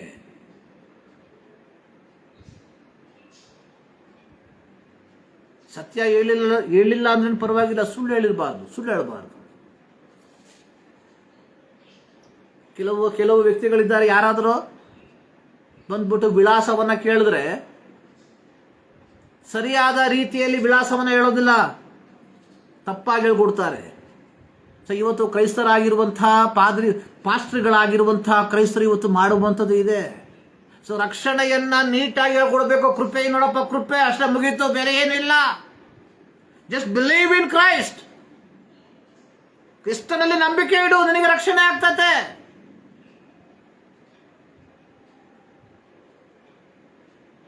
ನೋಡಿ, ಜಕ್ಕಾಯ ಒಬ್ಬ ಸುಂಕದವನಾಗಿದ್ದ. ಯೇಸು ಜಕ್ಕಾಯನನ್ನ ಕರೆದ. ಜಕ್ಕಾಯನ ಇಳಿದು ಬಾ. ಜಕ್ಕಾಯ ಇಳಿದು ಬಂದ. ಯೇಸು ಸ್ವಾಮಿ ಹೇಳಿದ, ಇವತ್ತು ನಾನು ನಿನ್ನ ಮನೇಲಿ ವಾಸ ಮಾಡ್ತೇನೆ. ತಕ್ಷಣವಾಗಿ ಜಕ್ಕಾಯ ಹೇಳ್ತಾ ಇದ್ದಾನೆ, ಅಯ್ಯೋ, ನಾನು ಅನ್ಯಾಯವಾಗಿ ಸಂಪಾದನೆ ಮಾಡಿದ್ರೆ ಎಲ್ಲವನ್ನ ಕೊಟ್ಬಿಡ್ತೇನೆ. ನಾನು ಆಸ್ತಿ ಅರ್ಧವನ್ನ ಬಡವರಿಗೆ ದಾನ ಮಾಡಿಕೊಡ್ತೇನೆ. ಆಗ ಯೇಸು ಸ್ವಾಮಿ ಹೇಳಿದ, ಇವತ್ತು ಈ ಮನೆಗೆ ರಕ್ಷಣೆ ಆಯಿತು. ಇಷ್ಟೇ ರಕ್ಷಣೆ ಅಂದ್ರೆ ಏನು? To leave our worldly life. ಪೇತ್ರ ಅದೇ ಹೇಳಿದ್ದು, ನಿಮ್ಮ ಪಾಪಗಳನ್ನ ಒಪ್ಪಿಕೊಳ್ಳ್ರಿ, ಮುಗೀತು. ಯೇಸು ಕ್ರಿಸ್ತನ ಹೆಸರಿನಲ್ಲಿ ದೀಕ್ಷಾಸನ ಮಾಡ್ಕೊಳ್ರಿ. So you will become the child of God. ಇಷ್ಟೇ ರಕ್ಷಣೆ. ಸೊ ನಾವ್ ಹೇಳೋದೇನು? ಕಾಣಿಕೆ ಕೊಡಿ, ದಶಮ ಭಾಗ ಕೊಡಿ. ನಾವು ಚರ್ಚ್ ಕಟ್ತಾ ಇದ್ದೇವೆ, ಅದಕ್ಕೆ ದುಡ್ಡು ಕೊಡಿ. ನಮಗೆ ಏನು ಗಾಸ್ಪಲ್ ಟೀಮ್ ಇದೆ, ಅದಕ್ಕೆ ಗಾಡಿ ಇಸ್ಕೊಬೇಕು, ಅದಕ್ಕೆ ದುಡ್ಡು ಕೊಡಿ. ನನಗೆ ಸುವಾರ್ತೆ ಸಾರೋದಕ್ಕೆ ದೂರ ಊರುಗಳಿಗೆ ಹೋಗ್ಬೇಕು, ಕಾರ್ ಬೇಕು, ಅದಕ್ಕೆ ದುಡ್ಡು ಕೊಡಿ. ಸೊ ನಮಗೆ ಚರ್ಚ್ ಇಲ್ಲ, ಕಟ್ಟಬೇಕು, ಅದಕ್ಕೆ ದುಡ್ಡು ಕೊಡಿ. ಇದಾ ರಕ್ಷಣೆಯ ಸುವಾರ್ತೆ? What is the gospel? So nothing but ಸುವಾರ್ತೆ ಅನ್ನುವಂಥದ್ದು ನಿಮ್ಮ ಪಾಪಗಳನ್ನು ಒಪ್ಪಿಕೊಂಡು ದೇವರ ಕಡೆಗೆ ತಿರುಗಿಕೊಳ್ಳ್ರಿ. ಮತ್ತಾಯ ನಂಬರ ಸುವಾರ್ತೆ 3ನೇ ಅಧ್ಯಾಯದಲ್ಲಿ ಸ್ನಾನಿಕನಾದ ಯೋಹಾನ ದೀಕ್ಷಾಸನ ಮಾಡಿಸ್ತಾ ಇದ್ದ ಯಹೂದ್ಯರಿಗೆ. ಅಲ್ಲಿ ಹೇಳಿರುವಂತದ್ದು, ನಿಮ್ಮ ಮನಸ್ಸು ದೇವರ ಕಡೆಗೆ ತಿರುಗಿತೆಂಬುದನ್ನು ತಕ್ಕ ಫಲದಿಂದ ತೋರಿಸಿರಿ. ಅಷ್ಟೇ, ಮುಗೀತು ರಕ್ಷಣೆ. ಟರ್ನ್ ಏನು? ಲೋಕದ ಕಡೆಯಿಂದ ದೇವರ ಕಡೆಗೆ ತಿರುಗಿಕೊಳ್ಳುವಂಥದ್ದು ರಕ್ಷಣೆ. ಆದ್ರೆ ನಾವಿವತ್ತು ಹೇಳ್ತಾ ಇರೋದೇನು? ಪ್ರತ್ಯೇಕವಾಗಿ ಪೆಂಟೆಕೋಸ್ಟ್ ಸಭೆಯ ದೇವ ಜನರೇ, ಏನ್ ಹೇಳ್ತಾ ಇದ್ದೀವಿ ನಾವು? ಕಾಣಿಕೆ, ದಶಮ ಭಾಗ, ಸಭಾವಂತಿಗೆ, ಸಭಾ ಕಟ್ಟಡಕ್ಕೆ, ವಾಹನಕ್ಕೆ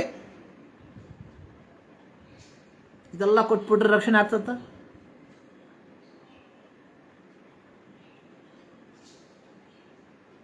ನೋಡಿ, ಯೇಸು ಸ್ವಾಮಿ ಹೇಳ್ದ, ಒಬ್ಬ ಮನುಷ್ಯ ಇಡೀ ಲೋಕವನ್ನ ಸಂಪಾದನೆ ಮಾಡಿದ್ರೆ ಅವನ ಪ್ರಾಣ ನಷ್ಟಪಟ್ಟರೆ ಏನು ಪ್ರಯೋಜನ? ಇವತ್ತು ನಾನು ಹೇಳ್ತೇನೆ, ಒಬ್ಬ ವ್ಯಕ್ತಿ, ಒಬ್ಬ ಕ್ರೈಸ್ತ ಇಷ್ಟೆಲ್ಲ ಮಾಡಿ ಅವನ ಪಾಪವನ್ನ ಅವನು ಅರಿಕೆ ಮಾಡದೆ ಹೋದ್ರೆ ಅವನಿಗೆ ಏನು ಪ್ರಯೋಜನ?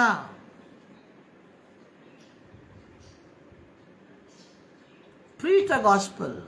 Do not dilute.